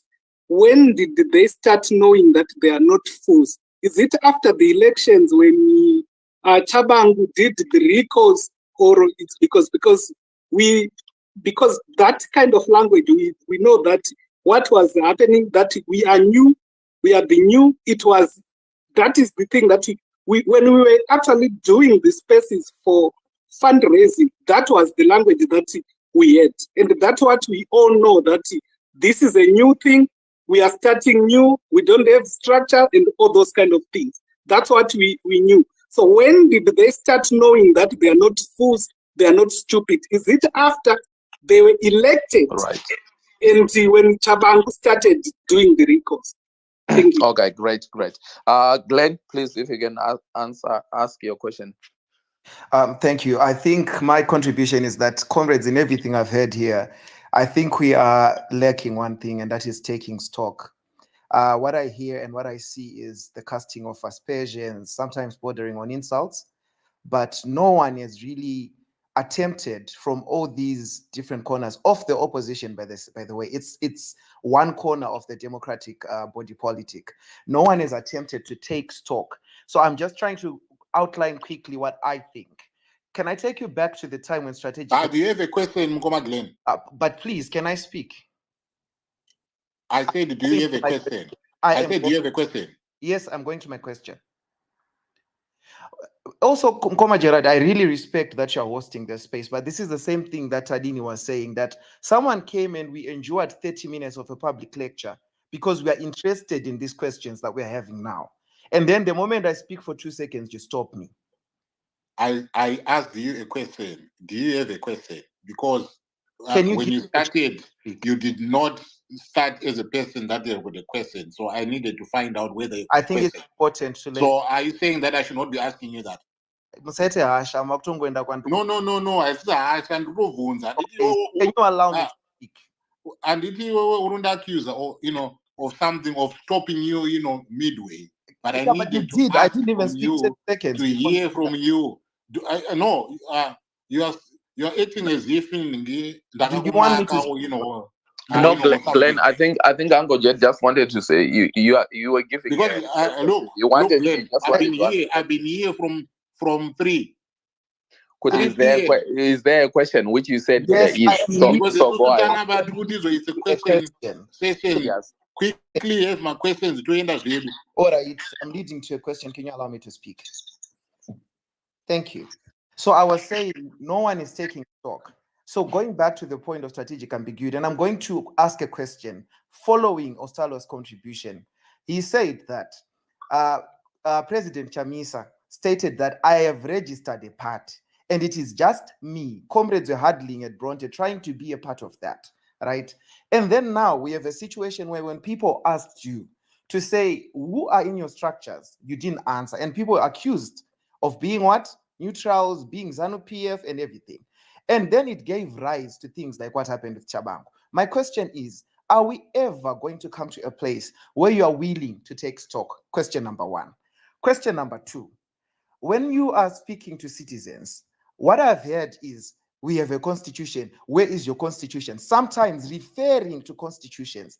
Have these constitutions been made available to the public? As the democratic alternative, why are you not intentionally, deliberately going to great lengths to make sure that voters can easily find these constitutions? Number 1. Secondly, it's your job to do voter education so people know. What we then have now is the last question, which I have to all the citizens here, to say, when we then engage in political discourse, are we doing this from a point of understanding what we're talking about, or from a point of being led and mostly on emotions? Because when these party bearers are now coming on public spaces, they do not speak to the facts. They speak to their personalities, they attack each other, they speak to conjecture, and they even question the things that they once spoke about in unison. And this is where my question to the citizens is, when is the day going to come when we as citizens are going to be willing to say, I am investing myself in understanding, especially before elections, I mean, after elections, now we're not politicking, to understand who am I voting for? What do they stand for? What do they want? What is their ideology? Thank you, Nkoma Gerard. Right. Thanks, Glenn. Mayor Mafuma, are you still there? Yes, I'm here. Did you hear the 2 questions? One from Tino and the last one from Glenn. All right. Yes, I heard the questions from Tino. I don't know. I mean, how you respond to a question which says, when did you realize you were not stupid? I don't know. Respectfully, it's a platform. This is what I was saying, that some of these things are difficult to comprehend, where someone wants you to take off. When did you realize you were not stupid, and when did you realize you were not a fool? And I think what the SG was trying to say is that we are not here to engage in political hierarchy. We don't come into an organization that is purely set to destroy ourselves, be it our political processes or even our own positioning. No one does that. I can't understand how people have a legitimate expectation that we really desired to be nothing, or we desired not to have a defined role.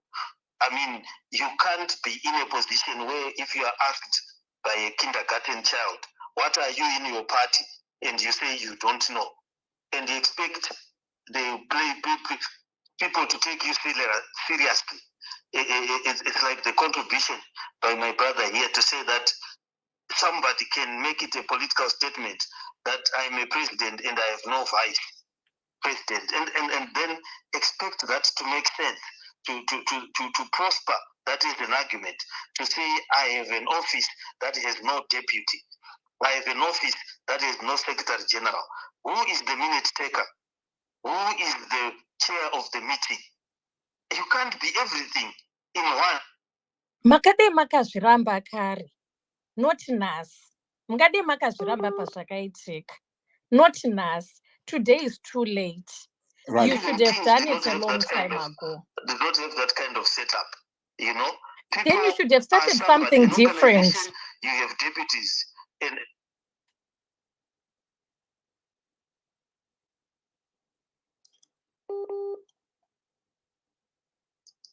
I really don't follow that line of reasoning and expect. I mean, can you imagine? Maybe it makes sense in the Zimbabwean context, but can you imagine trying to go out of your country and going to a SADC meeting and saying, okay, we have come, we are this political party, we have a president, okay, who else is with you? No one. There are many opposition parties in the world with that structure, Mayor. You might want to rescind your comment. It doesn't make sense. It doesn't make sense, but you follow. Yeah, but and as Vitorico, there are a lot of structures like that in the world. We would like to know which ones they are. Guys, we would like to know which you ones followed they are. through these things. Why did you follow Chamisa into oblivion if he was being oblivious? Yes. You should have We left have him the the names moment of the you political realized. parties that Yes, are like that. you can't come now and tell us what you're saying. You should have left him the second day you realized that. No, these ones that are saying they're political parties with no members, with no roles, which are just president-led. We would like to know which ones. There's so many. And how they represent even themselves. in How Zimbabwe, they send representatives. Exactly. When they send representatives outside, can I also make with the Mayor Mafume? Mayor Mafume, you said that what kind of a question which says stupid, I'm stupid or a fool. I didn't make that up because it's you who said that, to say that we are not fools, we are not stupid. So what I was asking is, because these things that you are mentioning, before elections, they were there. And even President Chamis even says that we don't have such positions. That is before elections. And you guys, you were quiet. No one came here and make these kind of submissions like what you are doing right now. We only hear these things after the elections when Chabangu started destroying the party. Exactly. That's where we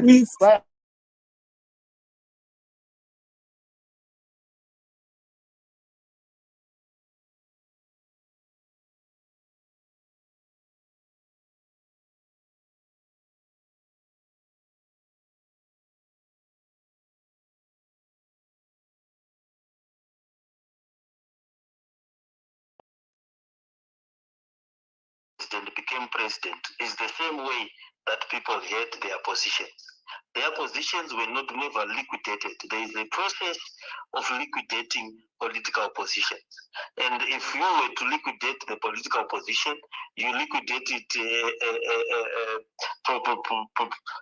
directly. You don't create a confusion. A person is told either they get a letter, either they are suspended, either the whole Congress and the whole leadership sits down and votes to dissolve each other. So, and that is how you dissolve a leadership. It's so elementary that it is sad and tragic that the opposition has gotten to the point where it cannot even understand how it terminates position, how it brings about positions, and how it happens in a church, it happens in a burial society. There is a football club, whatever it is. If you are going to get somebody out, everyone knows you are either the disciplinary process or this and that. You just don't suddenly wake up and you are not what you were when you put a lot of effort to be what you are. So everybody knows it's not a thing that people can argue. It is there. No matter how many words, how many flowery words a person will want to describe that process. There is a process of doing things. Whether it is popular or unpopular, we never started the democratic struggle from the premise of popular. When we started this democratic struggle, one would argue that Zanu-PF was more popular than what we were. But we stood on a principle that an organization must have a constitution. A constitution must have decision-making processes. It must have a way of coming into being and a way of not being. And that it must be clear. Every member must be able to read a copy of the Constitution. Every member must get their own copy of the Constitution, and they must refer to it when they want to get into position. We never, at any time, envisaged that our organization will have a constitution that no one can see, and no one can quote, and no one can talk about. We never, Mayor, you should resign imagined from Triple in any C. of our wildest dreams. Guys, can we have people speak one at a time? I know what you are eager, to want to chime in here and there, but I think when it becomes that chorus, we lose the purpose of the space, and it won't. I won't be in a position to continue like that. I want to respect him. He has joined us as a guest, so I just think that we should be respecting him. We should be protecting him as well. I know we did my questions, but at times, guys, let us just be ngatingozviita zvingori orderly. Tipedze ngichirongwa because it's been a long day. Absolutely. Right. So, I get to the next thing. The speakers, I'm off. I think we're going to Rumbi, Masi, and Tererai. Those were right. Okay, so Uncle Gerald, can you hear me? Sorry, Uncle Gerald. Please, guys, no. Guys, can we just move on, please? Congress. Right. Congress. When are you going to Congress? Congress is supposed to be held this year. I think the latest date, depending on the last Congress, would be sometime in November or December. So the preparation would be to target any day before that. I think starting from June, end of June, you can hold the Congress in any of those months. Beyond that, in terms of the constitution that we have. Right. Thank you very much. Let's go to Rumbi Masi and Mkoma Obey. All right, thank you. Can you hear me now, Uncle Gerald? Yes, loud and clear. All right, that's fine, thank you. But honestly, I just wanted to say thank you guys for your commitment, really. It has been a long journey, and we're still on the journey. But I'm sure we're very close. All these meetings can show you that no, we are about to clean up. It's a cleanup campaign, What I want to say is that I'm a firm believer that when you really want to deal with the problem, you have to get to the bottom of it. I think we have been through this with Monzora. We are back again with the same drama. I think we need to start asking questions, not really from a political point, and say, at what point are we going to say this is enough? Because I can see that Zanu-PF love it when we are always fighting, spending all our time cracking heads. Maybe education can be a curse sometimes, because we're kind of looking at things that are not existing, because we are kind of communicating from this educative point of view. ZANU-PF don't. They know the machination of violence, they know the machination of gimmicks that they are playing. That's what I'm saying. When are we going to say, can we just maybe meet them at the point of their level and start really respecting protest? And I'm talking about real protests, not violent, no, protesting in the country. When I wish the guy is here that is Oscar, if he could answer, are we really going to get a point where we say, let's do some protests in the country? Because guys, we must be honest. We are not going anywhere. We are simply roaming around the circle. But we need a solution to come out of this quagmire. There's a lot of toxicity. We are hating each other unnecessarily. We need a solution. This is why I think I'm pro Chamisa at this point in time, in terms of the angle that is taken off the SADC route. Maybe if we can have like external interference in terms of negotiations, we can reach somewhere. Guys, this is not life, man. We are not living. We're in prison. We are not living. We must tell each other the truth, Zimbabwe. We're not living. South Africa did the elections. They're not perfect, but yeah, they are sitting around the table. They're sending letters. They are communicating. They're laughing. Here we are being abused by just few individuals who have their own personal interests. And then I like to get to the bottom of a problem, Uncle Gerard.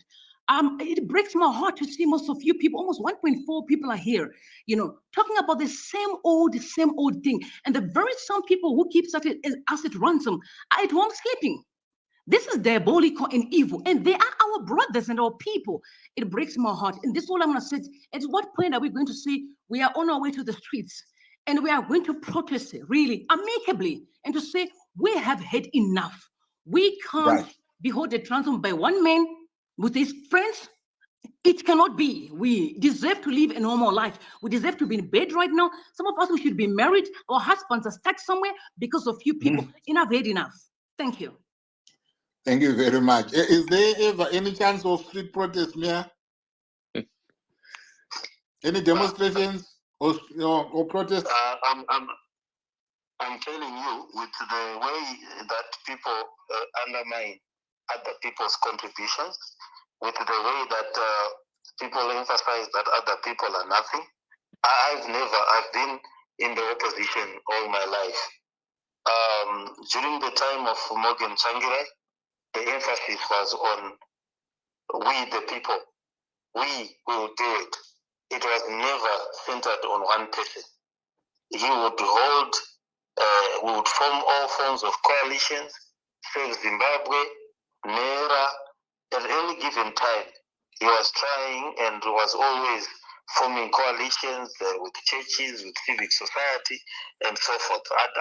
I don't understand how people are going to inspire people by a centrist approach that simply emphasizes that one person is more important than others, and that if you want to contribute, just contribute towards that one center. I mean, it's a new model. Maybe the guys that are championing it know more than I do, but we had borrowed. We used to borrow from the movement in South Africa, from the movements in Eastern Europe, which were more based on civic education, more of the many and not the few. Now this theoretical framework that we are operating under, that says you first have to be individualistic. Your contribution can only be seen in relation to one. There's no constitution, nothing. You are nothing. You have no role. You can't even define you are protesting as who. Are you a street person and so forth? There's no form, nothing. I don't know. Right. I want to tell the truth, as the other said. Right. I'm used to form, structure, and organization. And in the absence of that, because you need to know that if you get beaten, where will you get treated? Who will your lawyer be?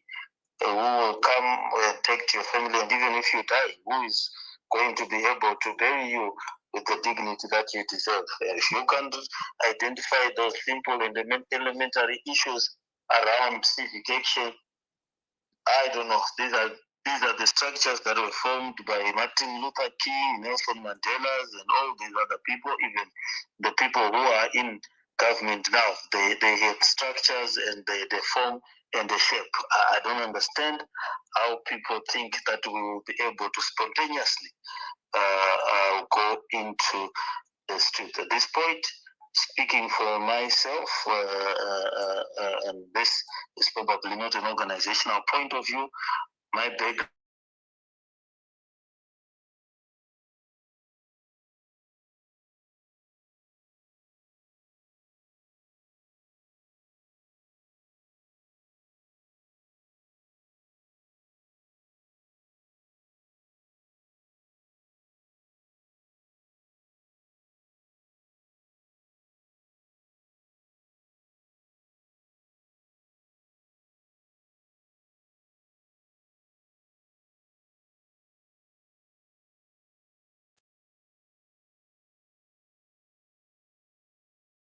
That's vanotaura zvakafana fine. Yeah, mafumi just vari one vese after the other. Go on, Terry Masses.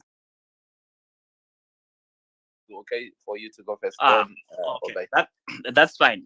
Thank you, Titus, and thank you, Mkoma Anko, for hosting this space. Of course, I say thank you for hosting the space, though it's actually unfortunate that we are having a space of this nature to discuss circumstances that are surrounding the happenings within the opposition public like this.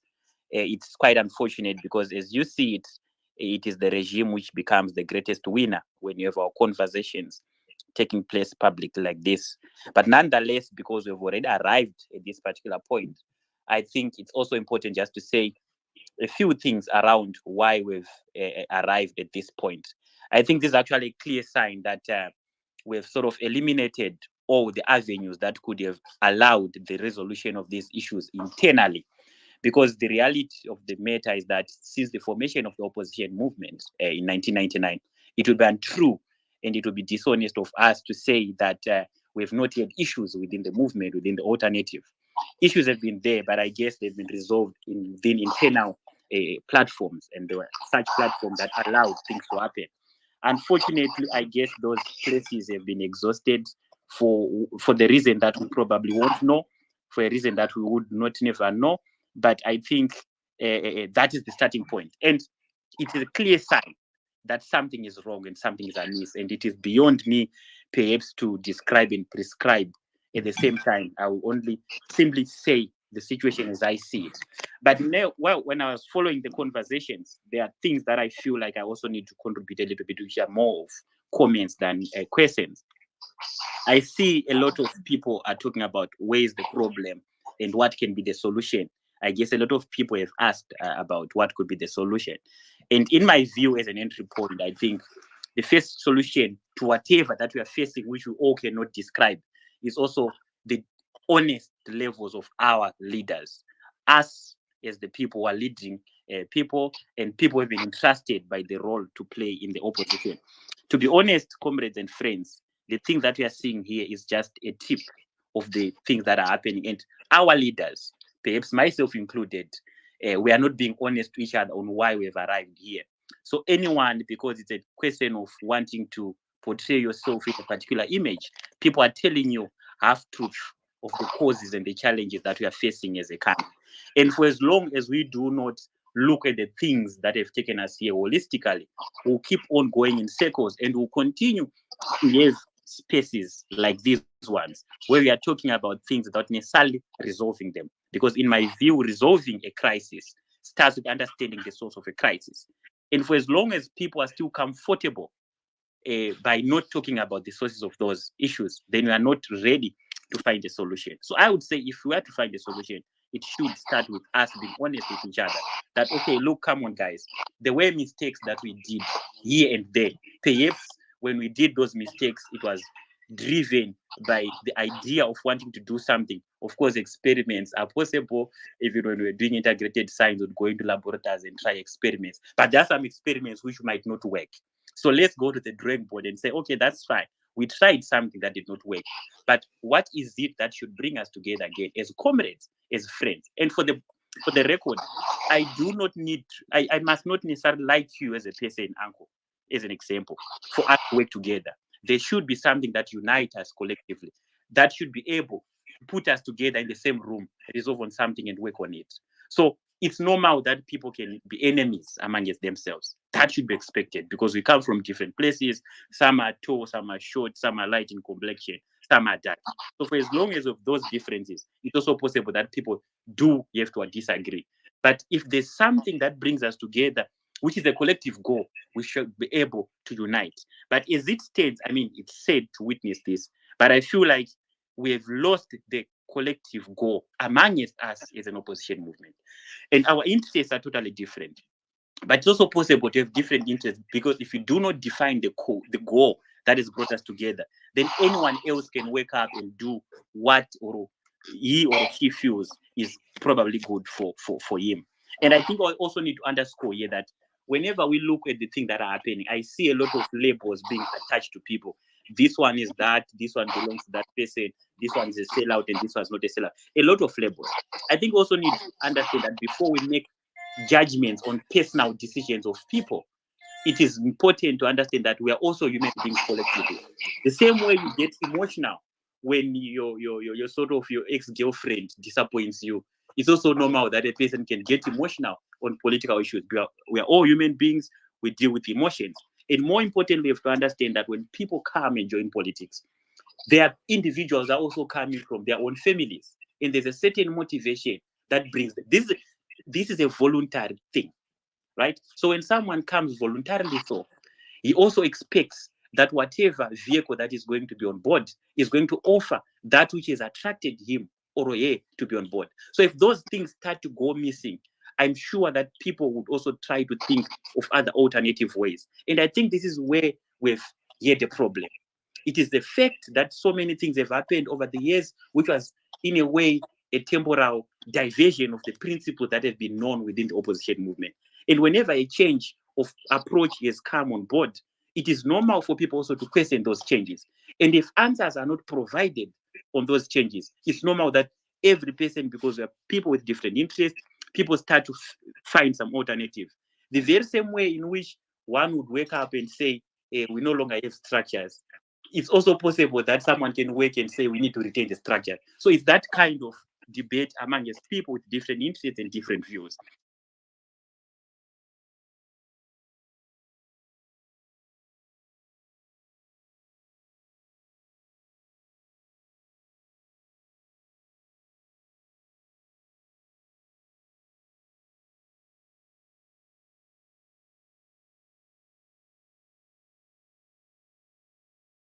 Don't like, but I can't say it because he or she is my favorite. And for as long as we do not become people are able to call a spade, then we are also doing a great disservice to us as the humanity, to us as the people of Zimbabwe. We must also not blame people who have made their choices because they are people just like you. If you make a choice of wanting to have a buffet of Indian in an Indian restaurant and someone makes a choice to have a vegan meal, that should be respected. But you should not then downplay as somebody who has chosen a particular route to pursue. Because like what I said earlier, if we are human beings, we should understand that we are bound to be different. And this whole thing of labeling people because of a disagreed, it's just unfair. And I want to repeat one more thing that I probably might have said elsewhere. You see, as a nation, we've been made to consume a lot of revisioned facts. So I might want also to say something. You know, when people become differences emerge among us people, it's normal for us to rewrite things that are real. I might want to give you reference to what happened. I mean, we all grew up reading stories that Joyce Mujuru, at some point during the liberation struggle, shot a helicopter down. It was only until 2014 when there were factional differences within ZANU-PF, when a lot of things started to be said that no, actually, after all, it wasn't Joyce Mujuru who did that. So that level, I'm afraid that it's also starting to trickle in within the opposition movement. And this is what we are seeing now. And I feel like we just need to be sincere to ourselves and minimize this insatiable appetite to be what we are opposing. We have stood up to oppose ZANU-PF for over the years. So many people, I mean, someone talked about sacrifices, how they sacrificed their money, how they took some flights to go and vote in Zimbabwe, how they did a lot of things. I mean, we cannot you have a yardstick of who has sacrificed much. Everyone else in our small or big circles we have sacrificed for the betterment of Zimbabwe.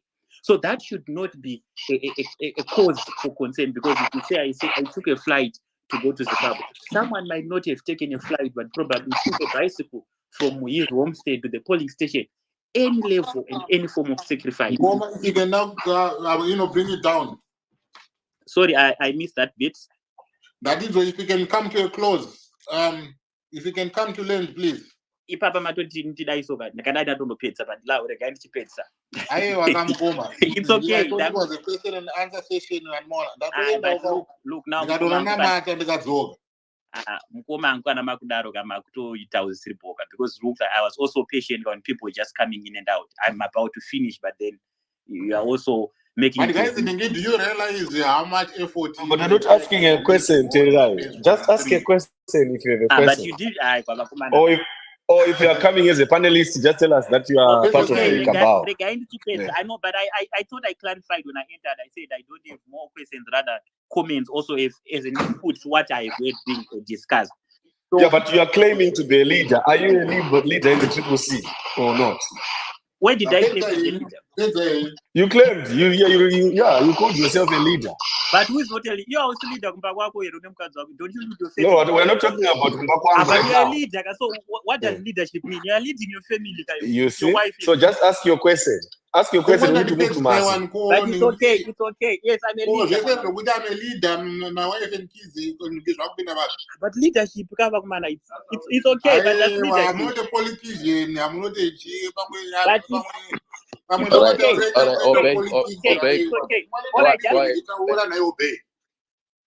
It's fine. Just to answer your question, yes, I am a leader in different spheres.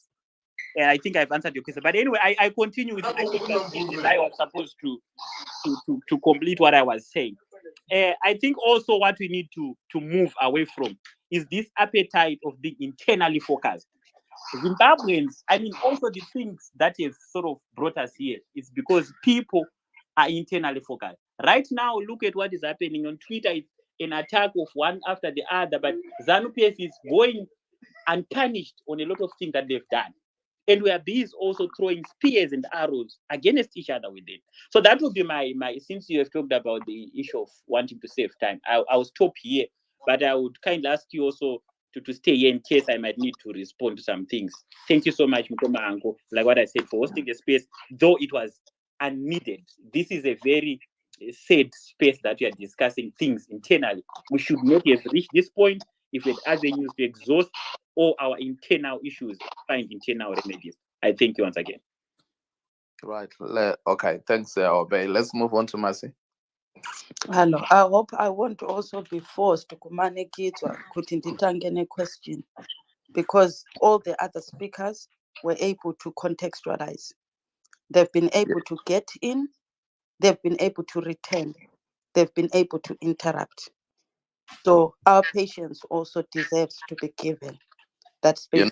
You are not setting us that you're going to be long, are you, Masi? I will not be long. I will attempt not to be long. Good. I'm just saying, fairness must be fairness. Apana vamwe who are allowed to preach and then have 13 times to ask questions. And then go ahead, Masi. Go ahead, please. So in Uncle Jet, I don't think this space shouldn't happen. I actually am pro that you opened this space, because these people do not have a space to do these things that they are being told to go and do elsewhere. And this shows the kind of oppression that they live under, this competitive authoritarian regime. A country that does not allow brothers, when they break up, to find peace. I'm sure you didn't even have to beg them. As they started to speak about each other, their people started to talk and they couldn't wait to come and respond. So, Uncle Jed, you should open these spaces, because on their own, no matter how many people come here and tell us they know them personally, they are unable to sit these brothers down and get them to talk. Ndiwe Wegana Titus, host and co-host, who have created them this space. And they should not be allowed to go and have these talks secretly because manyepo avo are being revealed today. That what they discuss in closed doors, when they come before public, they are able to ignore mumwe wavo achinyepa. That's why it just keeps saying, why didn't you sort it then? Because pakwaitwa manyepo in front of people, he kept quiet, hoping he can solve it behind the scenes. To do is to be populist. As long as manyepo that have been said publicly that are not coherent to what is happening behind were doing them what they wanted, they left it. But when zwaputika, that's when now they say principle yangu yangeiri, principle yangu, so they must come here so the citizens of Zimbabwe can see what their leadership is in front of Pamgwabo. Don't hide them. Don't know them personally, Mimi, Masapota Moya Moti Woods, what you know about them. Today we had the opportunity. You can never lie to us that you know we've seen them naked in front of us. That even when they err and don't even misinterpret what the other has said, they cannot apologize. Even when an apology is given indirectly, the other cannot accept. Ostalos was misunderstood when they responded in retaliation. Ostalos, instead of coming and saying, brother, honest to God, it wasn't. And even when he did try and say, no, that's not what I meant, Mayor could not accept. He said, well, even it so, mazwionera mega. Kuti why simple, trivial things become misunderstood. Issues of elitism, I'm not preaching. My question was this, Mayor, how will the relationship be like for people who come to us, public, and tell us we stand with Chamisa, when the whipping system in Parliament will involve this person who is the chief whip? Their ability to speak in Parliament would sometimes be via this. Can you explain to people the significance of a chief whip in Parliament for a person who says, I do not recognize this person? How significant is that person to the person who denies accepting knowing them? And yet they tell a citizen, I am going to represent you. What is the role of a chief whip? Mayor Mafume, that would be my question. So we mix rhetoric and reality. Zwatinoudwa nema-politician ne-reality of protocols in the house.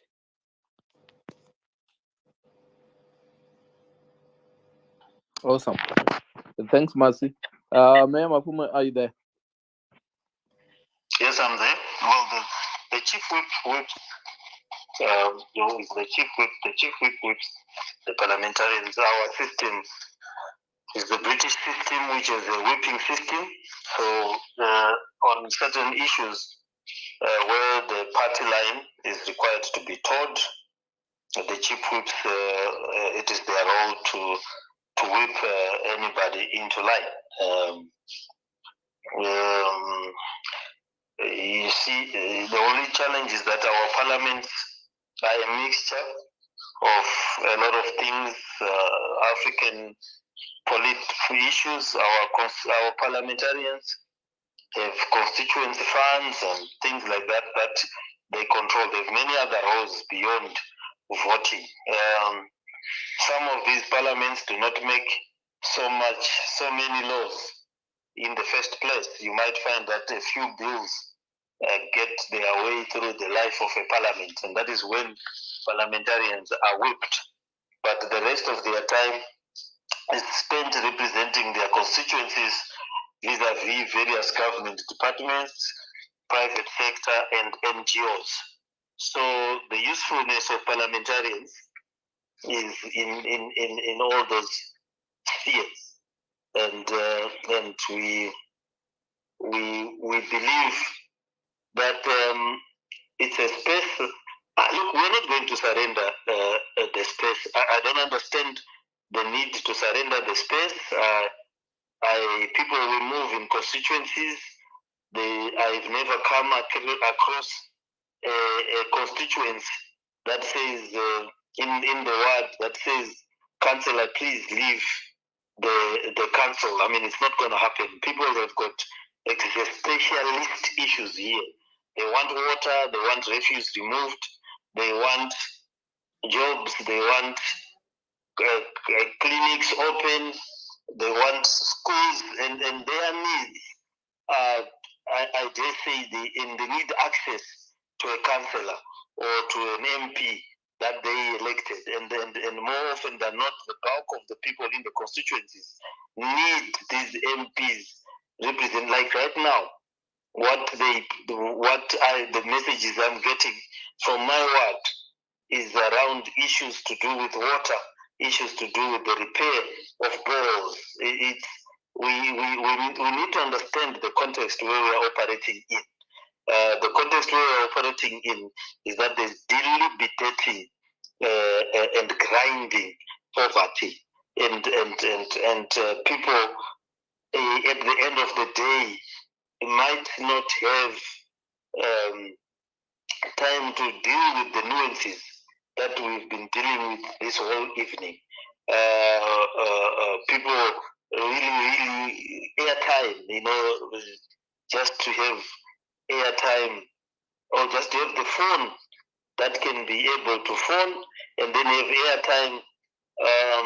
It's something phenomenal.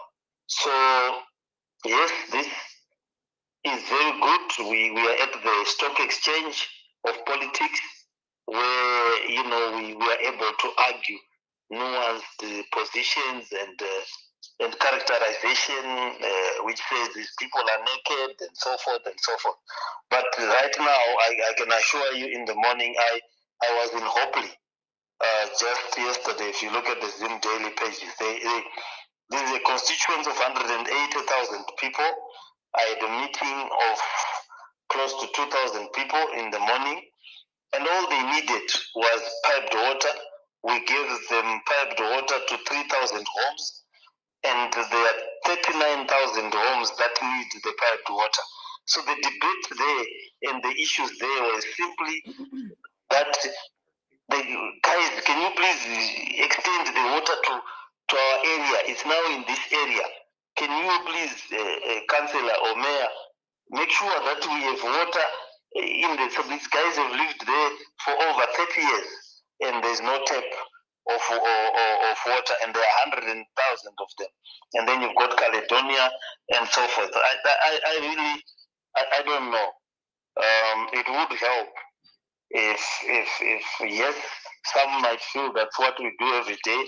We argue, or I've tried to put on our social media the things that we do every day and the changes that it brings into the people's life, child-headed homes, and so forth and so forth. So I appreciate Uncle Gerald. I know I left earlier. Some of your members then followed me up for me to come back. But I really must say that let's have a mix. As much as you call us elite, but surely, if I were to tell my ward and constituents that there are people who sit over 2 or 3 hours and they have Wi-Fi that doesn't end, you might be surprised that this whole group of people is considered elite from the people that I serve. So as we point at each other, we must know that the 4 other fingers are pointing at ourselves. I would dare say that anyone who can spend 20 minutes on a Wi-Fi conversation from where we sit is the elite of elites, the weakness of data. Right. Thanks for that response. Just 1 minute. Can I come in? Then I drop. Yeah, go. I had a lineup, but I'll allow you to just go for a minute. Okay.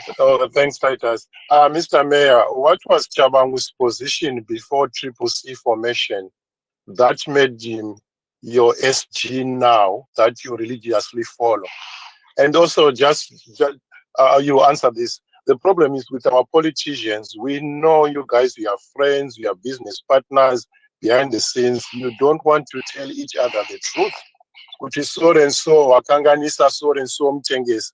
And there is this sense of entitlement to say, I was arrested, we formed the MDC 99, all those things. It's done and dusted. You did that, so what? Let's move on. Are you saying it's now payback time?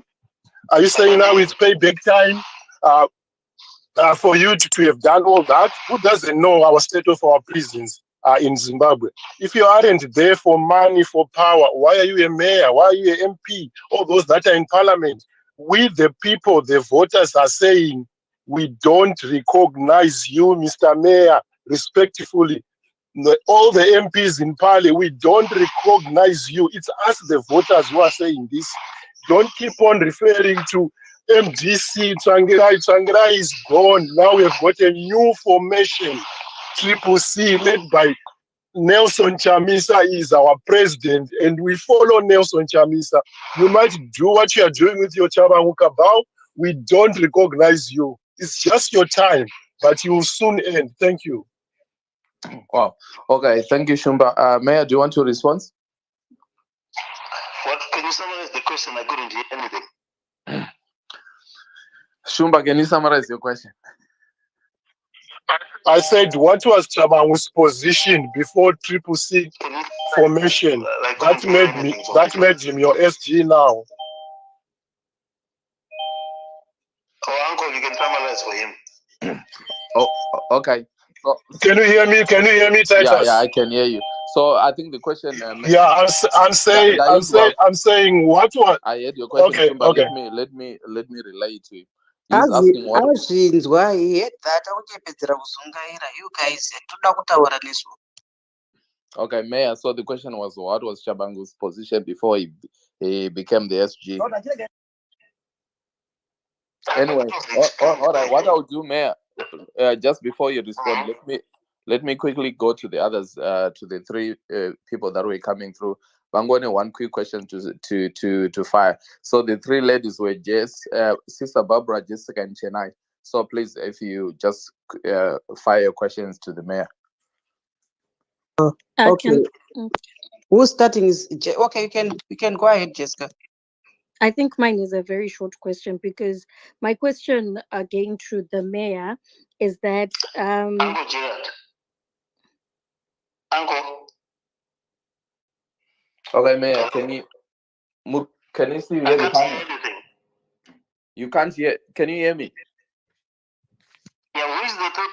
I'm not going to answer questions from Jessica and Senai. They are special. There's a conflict of interest. They are people whom I know very closely and have respect for them. So okay. Can you just ask the third person to ask me a question? Okay, so Jessica Chennai, you can say your questions, but the mayor is not going to respond. That's perfectly fine. That is perfectly fine. I will just go ahead and I will ask my question. My question will still be the same. That mayor, and I hope maybe you can. From those are very close people to me. It's okay. I will just answer my. I'll just ask my question. Can I have the other person who can ask? Uncle, I will just ask my question. And then if the mayor does not have to answer, but at least people here will just know what the question is. My question is that... Titus, can I go ahead and ask my question? My question is that if all these people that have now left and they are saying that this was a one-man band, this was a one-man show, this was an orchestra of one person, my question is that why at the first sign of trouble did they not leave? Because only one answer came, only one thing. Uncle, can you please mute your mic so that I can ask my question? I'm almost done. The only thing, and I'll answer myself then if the question cannot be answered. My own answer is that people wanted to write on Nelson Chamisa's name, right? They knew that nothing was going to happen, right? They knew that this is a show that's going nowhere, but MP positions, council positions will be guaranteed.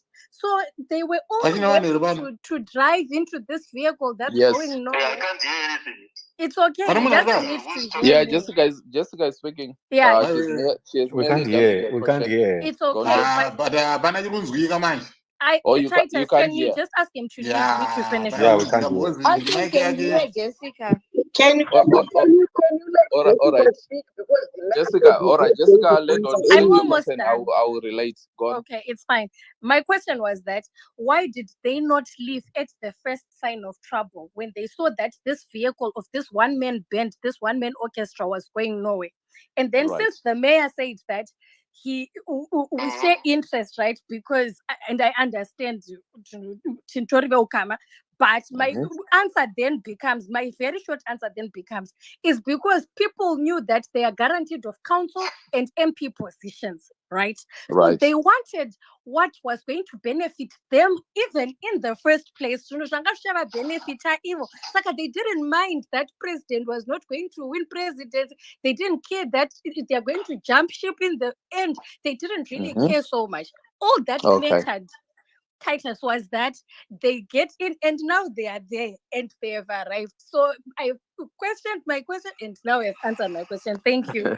You let me go down. All right. But I'm a cat, it is as you guys. It's okay. All right. All right. Thanks, Jess. Chennai? Okay, so I'll actually turn mine more into a comment since the question cannot be answered. So, I've been listening to a lot of people who, like me, were part of the citizens movement and very supportive of the movement. And actually, we need to take stock of the fact that in itself, as far as the election was concerned, the vehicle achieved what it set out to achieve. We are sitting here, people talking about how great it was under Changirai, that they are not, they were once corporates before they were politicians, which is debatable, but there we are. The truth of the matter is what that setup was, the real truth why we all got on board. We are all people who are qualified in our different entities. We got on board with it because we could see that this is going to be successful. This is going to work. And it did. But what then happened is what always happens in Zimbabwe. We've had Kupe, we had Monzora, and now we have Chavangu. And what Tamisa has done by saying, I will not associate myself with this, it has made then those that are there for the purpose of career over principle now try to justify a continuation under Chavangu, under a Zanu PF geared Chavangu. The same with Monzora. When Monzora happened, some people went with him. Ava vana Meya, vana Jacob Vakasara, Vakamira na Chamis, and started Triple C. Other people moved on with Monzora. And it's the same thing. Those people, if you were to talk to them at that time, they would say, Chamisa Kazodi. And what happens is, and we have to be honest, politics is a career. You don't have to come on this platform and say, oh no, I'm not a career politician. I'm insulted because I'm a career politician. You go to Cambridge and Oxford, the politics degree is one of the most popular for the very reason that politics is a career. There are some people who choose it. It's fine. The same way that the mayor chose politics for himself as a career. And what happens, which he tried to hint at earlier on, when he was saying that you are invested and you get to a point where you've come as a volunteer and what have you, and you want to get to a point where you are getting something maybe in the form of a career. And for him coming in, not being mayor and then being mayor, perhaps that was the trigger, that then makes you settle for something else. So I say these things. I was going to pose them as questions. I have stated them as facts because I can back it up. I'm sure the mayor can confirm that there isn't anything I say that is not in the public domain. So we need to, we shouldn't now start being told by these people that the vehicle did not work. We worked at it as citizens. we achieved great things in terms of parliament, in terms of urban councils, in terms of rural councils. And now we have this red herring that is Chawangu, that people are adopting for convenience so that they further themselves on the political career train, the same way that others did it before with Monzora. All right. Brilliant. Thanks, Chennai. Can you put your comment on this, please, as well? Your submission, if you can just put it as a comment. I think it's important that because this space is recorded, we can always go back. People can listen, but I think it's good if you put a comment. Sister Barbara, please go ahead. Because I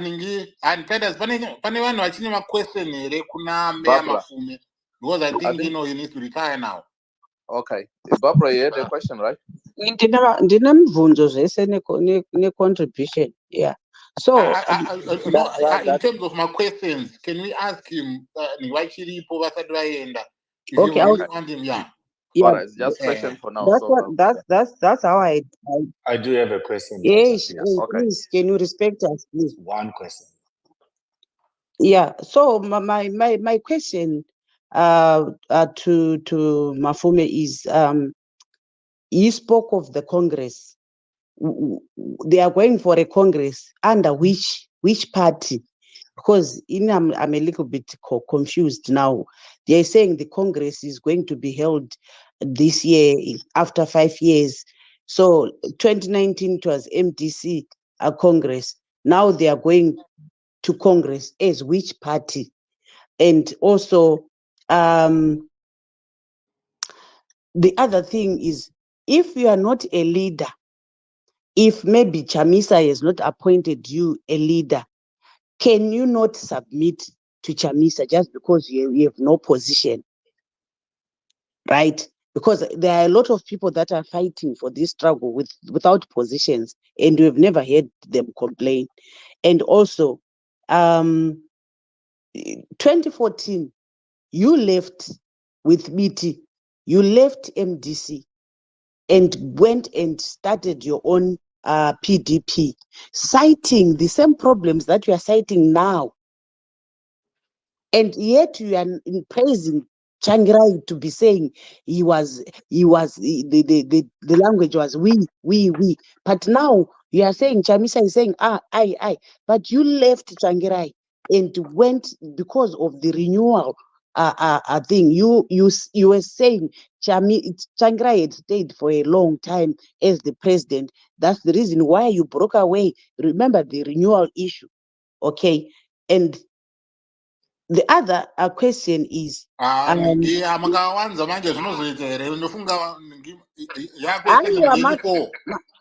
madiki my questions ari kuti gaga kuti kana vasingadi kutenderera aiwa ka wamwe wangu achitaura handi mirai guys, mirai. I've been at this from 3. Now it is 23 past midnight. I'm waking in the morning. I don't think it would wash, because I can simply end and get the program because I am tired. I'm on go imimi majgamzimba zenyu mararisa vana venyu maisa vanya venyu ni homework that I haven't eaten, right now, but munenge but vamwe kana zvatovapo pastage yatatova. That is the stage in yatatova. Please. Okay, let me just answer, and then I'll defer. If Obey is still here, he will then represent me from the main. Like you said, I probably need to sleep. I've also meetings and stuff for tomorrow that are starting in a few hours. My question needs you, Honorable Mayor. I do have a question. Sorry, Smarters, 1 second. 1 second. Uncle Jed, can you allow us to ask him all our questions in one go, and then he can respond before the mayor goes, please? Because maybe the question. It's a quick question. So earlier it will be very difficult for a person to pick up all the questions in one go and try to respond. I don't think it will be fair. To do Honorable that. Casson Mateo, are you gonna maybe assist the mayor to answer the questions as well? Honorable Casson. I would be some questions. I don't need. Ango Jeda. No, it's a straightforward question. It's based on what was said on this space by Honorable Hwende. So most probably, most probably we have a straightforward answer from the mayor. Yeah. Okay. Okay, thank you. So the question is, earlier on, Honorable Hwende alluded to the fact that the main reason why, we still have MPs in parliament today, they want to protect their zones of interest or their spheres of interest. And he also said he's working very hard together with other MPs to refine laws or new laws that we are getting. So it then made reference and mentioned the 9th Parliament, 8th Parliament, and all that. So my question was, maybe if you could please do a quick assessment of the laws that were introduced right from the time Nangagwa, got into power through a coup. The laws that we can attribute, that we can point to and say, hey, we got this law, and many thanks to the opposition MPs, they managed to refine us. Because if I look at the criminal law, the codification and reform, or the political, what is it called, the amendment bill, sorry, the patriotic bill, I don't see anything, refined in that. And also, if I look at the amendment of 2021, the constitutional amendment number 2. So maybe if you could please help us with the laws that were refined, so that at least we've got comfort to say, hey, our MPs are working very hard. I'm not going to mention about, the reforms and things that we've been crying for some time because of time. Thanks. You obviously follow Parliament through the financial bill. That is the budget. So every year, the MPs take a long time to discuss what you call the budget. So it's one of the key laws that is passed. And can I just, sorry. Come on, guys, let him answer. No answer. So there is a budget that is discussed. So that is the most primary law for any parliament the world over, because that sets the tone for the work, allocates resources to the people.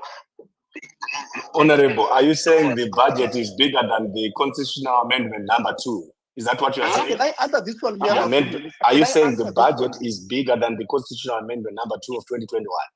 Mayor, can I answer him? Is that what you are saying? The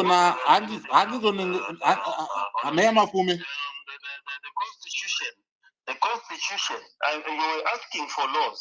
And when I'm now telling you the laws and the lawmaking process,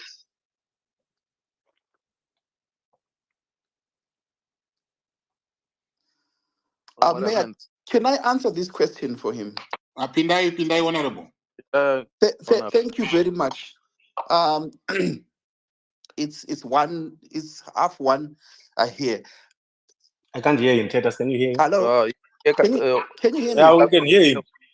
My network is bad. Okay, fine. All right. Just to tell you something, I'm actually in Inyanga at the moment.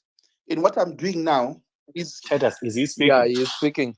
Smartest, drop, then I'll bring you back. Drop so he can hear you. Hello? Go on, Honorable Casson, go on. Thank you very much. Sorry, I've been in and out because of the network. And so basically, I'm actually in Inyanga at the moment. And what I'm doing here is we are going line by line on the Zimbabwe Media Commission Amendment Act and the Media Practitioners Bill, which hasn't gone to the drafters for drafting. We're actually suggesting what should be in that bill that would become law. What we want to do basically is to make sure that journalists have a society like the Law Society has. So this is a bill that is not yet tabled before Parliament, but we're actually helping the drafters. So this is some of the work that you might not see. So I've been here since yesterday, and I'll be leaving for home on Friday, just working on these 2 bills, line by line, amendment by amendment. This is some of the work, and you know what? I don't want to talk about what the other my fellow colleagues have talked about in terms of party politics and stuff. I want to focus solely on Parliament. The questioner, the person who asked that question said, what impact have you had? When a bill comes to Parliament, it goes through a second reading. That is where all the MPs debate. And then it goes to the committee stage, where then the debate is goes to clause by clause. Let me rest assure you, even the Law and Criminal Codification Amendment Act that you have mentioned, we heavily watered it down.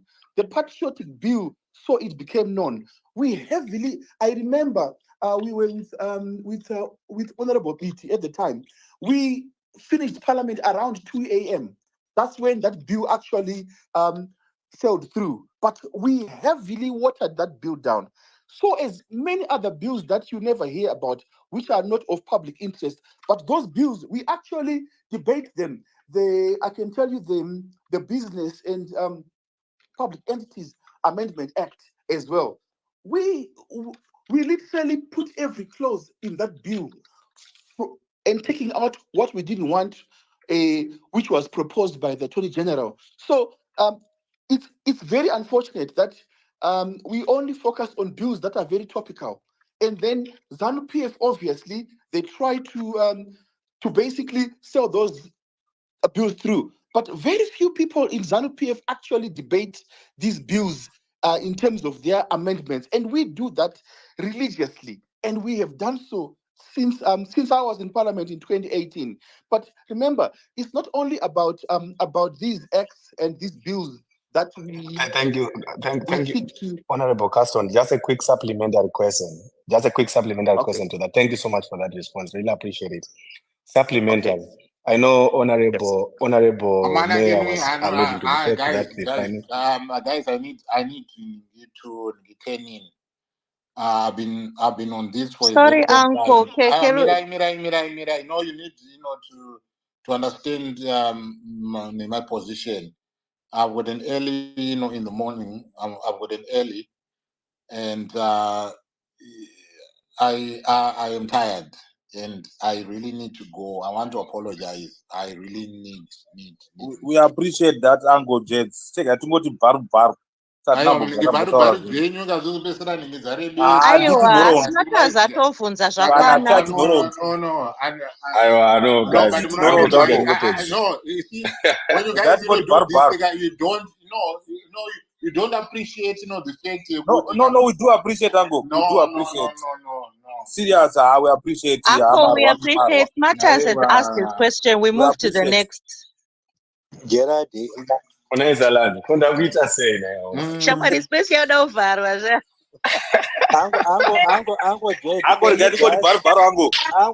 Uncle Jet, can you just allocate 2 minutes, and then we close? Okay. The problem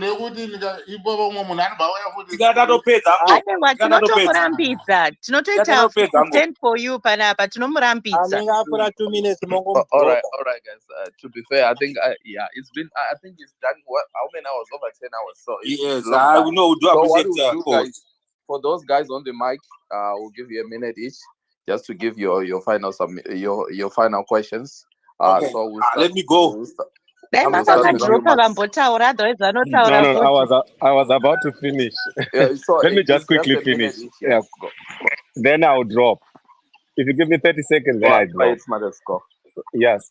Oh yeah. So in his attempt to respond to my question, the Honorable Mayor then brought in the budget. So I wanted to ask you, Honorable Caston Mateo, to say, man, we have seen you debating the budget. Then after debating the budget, we would see Mtuli Ngube coming seeking for condonation with excess of $10 million at some point in time, something which is 2 times the national budget. So how does that help us? Like when we see you guys laboring on a budget only for ZANU PF to go out there, overspend, come and ask for condonation even after spend.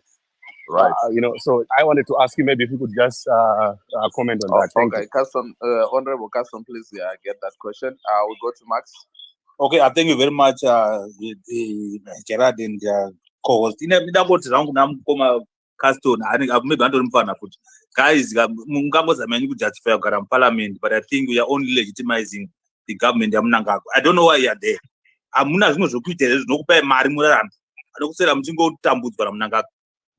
Why are you there when the people are saying we don't want you to be there? Why are you there? Let's leave that parliament, regroup. strategies as as of now, you guys don't want to lie. Next election, that one.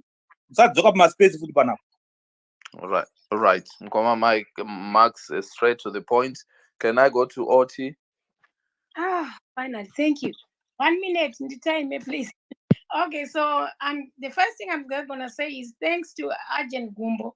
Thank you, and uncles. Thanks to Agent Gumbo, explaining one of my facts because I felt like you were being hoodwinked into believing stuff that I'm not a politician. So some of the stuff I really don't know. And my other thing was, as citizens, we vote for citizen as a new party led by that's why it went out. It was a new party that was created in 2022. Say that's why the citizens were out there waiting for it. So for people now to come back and say, oh no, EMDC, M 2.0, no, we know that's not what the citizens know. Because if the citizens thought that was MDC, they could have just voted for Wanzura. Wanzura got what? 1 vote. But there was no reason for Zanu could have voted MDC. If it was MDC, people would have voted for MDC. Now that you're coming back and saying, oh no, it was MDC, you deceived the citizens. That's why you see that this pushback that you see. If you don't understand it, because I know Mayor was asking, why is this pushback? That's where the pushback came from. The party was supposed to be a new party. We were waiting for a new party. You coming back and saying, well, the old folks, we're not ready for that. Okay. Hold on. I'm standing up for 1 minute. Hold on. And then going on, okay, Magic Congress, and you want to go to Congress. That's fine. You do your Congress. But guess what? As the citizens are taking over, we're not doing this politician thing. And then the Congress, but just to let you know, we are not for that. Last question for the mayor. I'm hoping that is still there. But tamboti tiri kustopa kama additional questions naye oti. Wauzotijairira manje. Let him finish. Go on. This is my first time.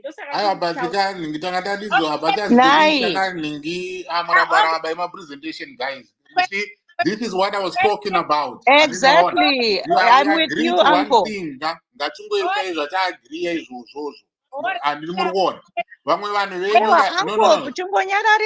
No, and listen, guys, some of you guys, we are in different jurisdictions.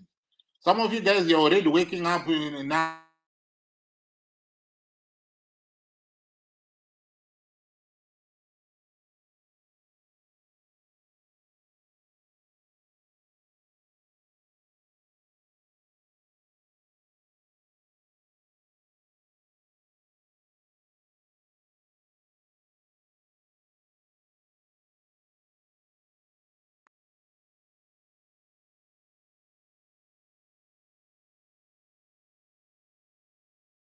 To 1999 painitsa chingwa waigona kumira mulaini wakusvika kumvanza chingwa chapera dada kutofuka kutoroverwa kudaro.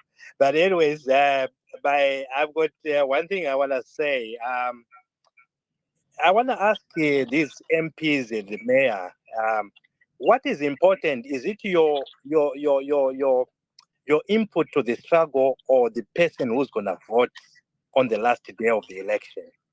Because if they know that who is important, they will then start realizing that what they are doing right now is wrong. And even another thing is, in a war, when you have got a commander, if your commander says, let's retreat, you have to listen to the commander's voice.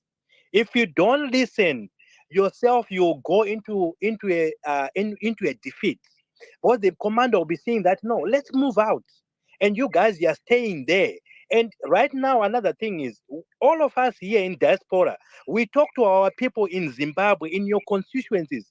People, they don't like what you're doing to stay in the parliament. The moment you realize that, your political careers will go a long way. If you don't realize that the person who's going to vote on the last day for the election for you to be in the parliament again is the most important thing, I'm telling you, you guys, you've lost out. And I'm telling you, it's also that's why we stick with President Chamisa, because he listened to us, the people who voted him, who voted for CCC. He listened to us. That's why we always feel he's our way, our foot forward. If the moment you don't realize that, forget it. You are done. Thank you. All right. Thanks, Hwende. Zezai? Okay, thank you, Titus, and thank you, Gerard. Question yangu is just a quick one. It was meant for the mayor. I don't know if he's still around. Can I ask people? It's fine. I remember there was an interview that was done between Dara B and Tendai Biti, where Tendai Biti was asked about the rotational presidency, and he refused to have been part of a meeting in which this was decided, right? So which means the mayor lied in front of everybody on TV that he had this meeting. Now, if he could lie to the whole nation like that, what is it that can give us assurance that whatever he's saying here is the truth, or there's an element of truth in what he's saying here? Thank you. Thanks, my brother, for that. Mercy? Thanks, Titus and Uncle Gerald. Continue to do these spaces.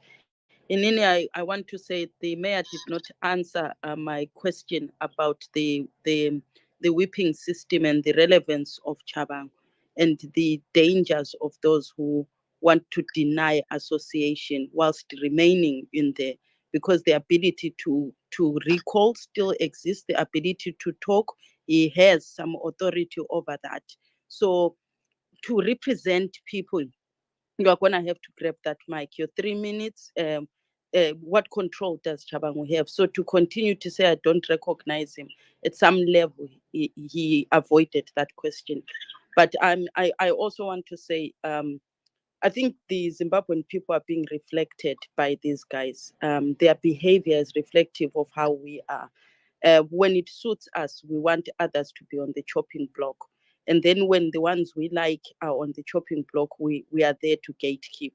There was a lot of gatekeeping on behalf of other people here. So we don't hate you. We just want you to come back together, regroup, and maybe use these spaces to listen as other listeners, to hear what Zimbabweans are saying. That would be my advice, I think. But Zimbabweans also have to be realistic. Some of the things you say are reflective of Zimbabwean people, are not actually statistically represented. This idea, this is what we want. There are reports by Zesne on the opinions of Zimbabweans on the ground. And sometimes your Twitter reflections are not what is on the ground. So that's it. Get back together, stop the nonsense. And Uncle Jet, if they can't find a venue, give them a venue every day. Can I just respond to 2 questions before I retire to bed? Sorry, can we ask the last one before I think the last one. The last one. I need to go to bed. I just need to respond to 2 questions which were not directed at me. Sorry, which were directed to, I think there's the condemnation one and the Chabang one. I want to respond to those, and I would leave the ones that were directly asked to okay, honorable. There's just one person left. So I will ask Salan to shoot a question, then you can respond. Please, Salan, go ahead. Oh, thank you so much. Thank you for the space, Uncle Jed and Titus. Now, going on to the question, from what we've realized here, I don't believe in a situation where people should just support one man or listen to one person. When we talk about democracy, it's a collective. People have to agree. People can disagree. It shouldn't be a crime. So I'm of that belief. But I also feel that, in the submissions that were coming through, there has to be work that's done by those who came to speak with us today. And thank you very much, those Triple C leaders. You came on a space despite what was being said, which was you did not like or which was uncomfortable, but you still held your own. You came back and so forth. Thank you for that. But you should now have something that you've understood, the grievances of the people. What are the steps forward when you meet? What are you going to be discussing? Is there going to be transparency and accountability? Because I think those issues were coming through when people are asking, why didn't you resign at that part? Why are you saying the things you're saying now? So there has to be communication. There has to be more transparency in your leadership going forward. Otherwise, you come to a point where people don't understand you. And I also don't think that you should resign. Like people are saying in the sense of, oh, they should resign. With all due respect, it's not all Zimbabweans who feel that way. And if there is a population or part of Zimbabweans that feel that the leaders are working in their communities, they have got a right to do so. If those who feel they are not, you've got a right to feel that way. But there are proper processes in which things should be done. And I don't think we should start shouting odds and getting people out of, their political spaces. So my question to you would be, what are you going to do going forward to answer the grievances that have been spoken here today on Uncle Jed's space? Thank you so much. Thank you, Bossland. Honorable Custom Mattel, please go ahead. Thank you very much. I'll start with the one. The first question was about the budget, that Tuli can just spend what he wants and come for condonation. Unfortunately, condonation is provided for in the Public Finance Management Act. As long as there is money that is in the unallocated reserves, he is allowed, in terms of the law, to spend, should there be any need for the country to spend, and then he has to come to Parliament within a stipulated time to seek condonation, which I think he has done. And obviously, we have to see what the money was spent on, and then if we are satisfied that the money had to be spent for the good of the country, then we will support the condonation. So that was the first question. The second question was basically, I just thought it was just an insult. I think the second question, I didn't really listen to it, but it was just more of a comment rather than a question. Then there's the question about the whipping system in Shabangu. Let me be absolutely clear. I don't like Shabangu. I hate him. We despise and we don't like the recalls that he did. And let me be very clear. We will not be whipped by Shabangu. In fact, Shabangu is in the upper house, and we will not allow him anywhere near our caucuses, and we will not invite him. And I've been on record to say, I don't care if he then connives with the state to recall me. I don't care about that. But I'll stick to my principle that once you abhor democracy the way that Shabangu did and recalling democratically elected people, then to me, that's a no-no. So no, I will not subscribe to Shabangu, and we will not. And the whipping system that you're talking about, yes, the whipping system is there. The whipping system is designed to ensure that that your party's views are the ones that carry the day at the end of the day. But the current state of Parliament at the moment, in terms of Triple C, is that we differ in terms of how we view things. So there are, I think, about 3 factions in Triple C at the moment in Parliament, and we all have different views on how things should go. And I'm very clear, and no one, I think, no faction has been or disallowed to say what they want or to put in their views. I think everyone is free to basically say anything. And I've actually, I think I probably speak the most in Parliament, and no one has actually come to whip me or whatever it is. So the whipping system is strong when, for example, when the president was still there. The president, if the president gives a directive that this is the way that things are going, then nobody would dare to go offside. But as things are now, it's just whoever says what they say. But what we are more concerned about basically is to ensure and not to give Zanu PF the country on a platter. The moment, and I can say, people are saying, why don't you resign? Why don't you do this? Let me rest assure you, resigning from my seat in Marondra Central is basically handing the people of Marondra Central to Zanu PF. When a snake enters your house, you don't leave your house, you kill the snake. So this is where some of us, and I speak for myself, fundamentally differed with the president. I thought we had an opportunity to fight. I thought we'd hang in there and fight the system, not run away from it and disappear in the sunset and leave Zanu PF to do what they want and pass the laws and as they would, and without any checks and balances. But I am confident and I'm sure that the work that we are doing in committees, in fact, most of the work of Parliament is done in committees. The work we are doing in committees is absolutely magnificent. I can give you an example. For example, in the public accounts that is chaired by Honorable Hwende, we brought Zinara in and we asked them to terminate a contract that was giving some company 200 million every single year, and that has been done. So those are some of the progresses and the checks and balances that we do as Parliament. And then I want to go to Salani's question on democracy in terms of what you do. I literally spent my whole adult life in the UK. I literally grew up in the UK. So in terms of democracy, I'm very much someone who really values that we must be democratic. And with all what you have said, we have already had a discussion on how do we get more citizen involvement into the Triple C. And I know people are saying you need to wait for President Chamisa. But let me be clear, President Chamisa resigned. So what we could only do from that standpoint is to move on, until such a time that something comes out. But for now, we have to face a Zanu PF head on, and we have to be there for those people. Otherwise, leaving Zanu PF alone to do everything alone would be absolutely disastrous for this country. Thank you. Thanks, Honorable Kasamajo. So it's true to confirm as well to say, at the moment, President Nelson Chamisa resigned. You're under the leadership of Walshman Gobe. Is that correct?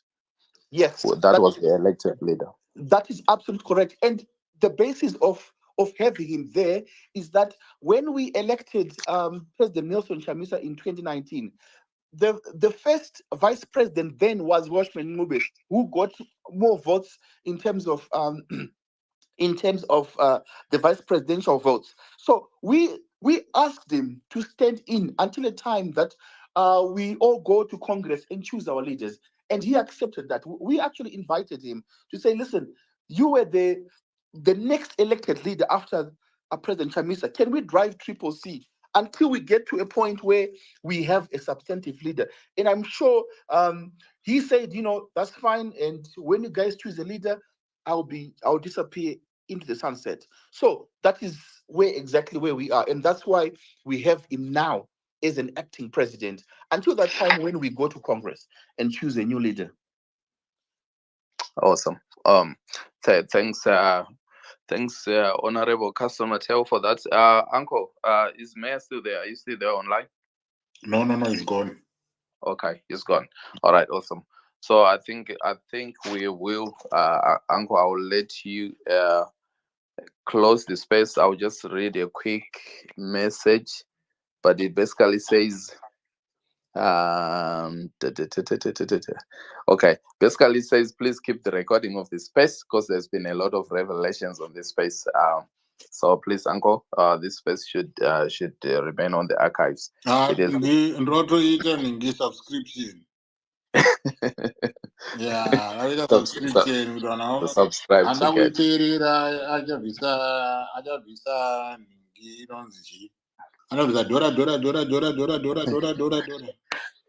No, I think I can relate to the Munatumra message in terms of, because I think it was the first time we could hear the leaders speaking, and some of them, they're being honest in how they actually do not agree with the President Nelson Chamisa in terms of 1, 2, 3. It was revealing. Anyway, my place is a absolutely.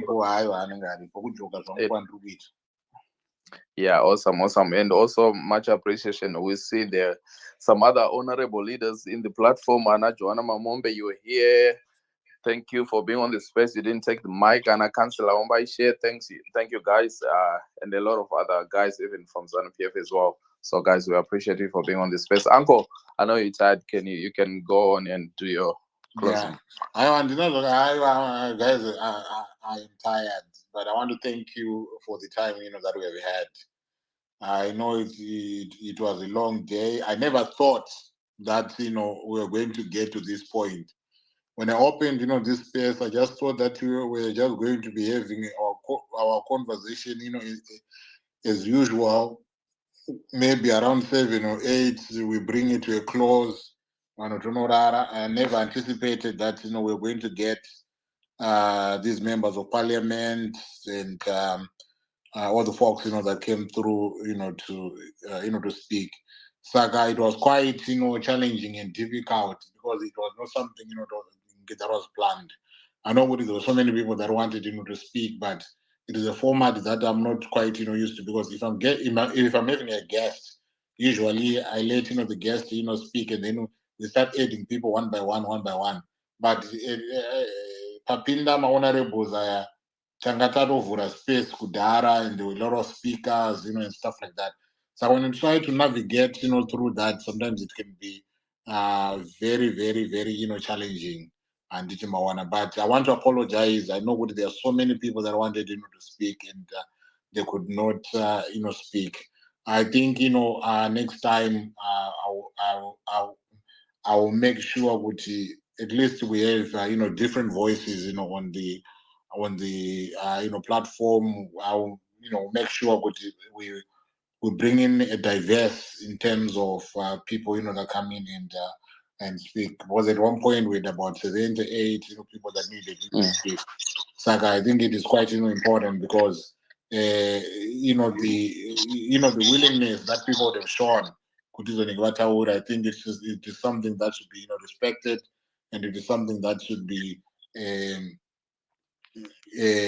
inonzi kuti izvonhingi vanofana kupiwa that opportunity yokuti izvonhingi vataure. Saka I will see next time if we have something like this, I will see how best we can manage. Because I think the next thing is to just clear the deck. We leave the people that so that people will just be coming in and dropping, coming in and dropping. That way we can move quickly through, different speakers, and also give the people that will be responding the opportunity, to speak. So thank you very much, ladies and gentlemen. I want to appreciate you. Our time is now almost 1 a.m. I have to be up, by 6:30. So thank you very much, and kwanasi togumira pano ndoti good morning. I don't go good morning or good evening areas akaita sana states. But anyway, thank you very much. I appreciate.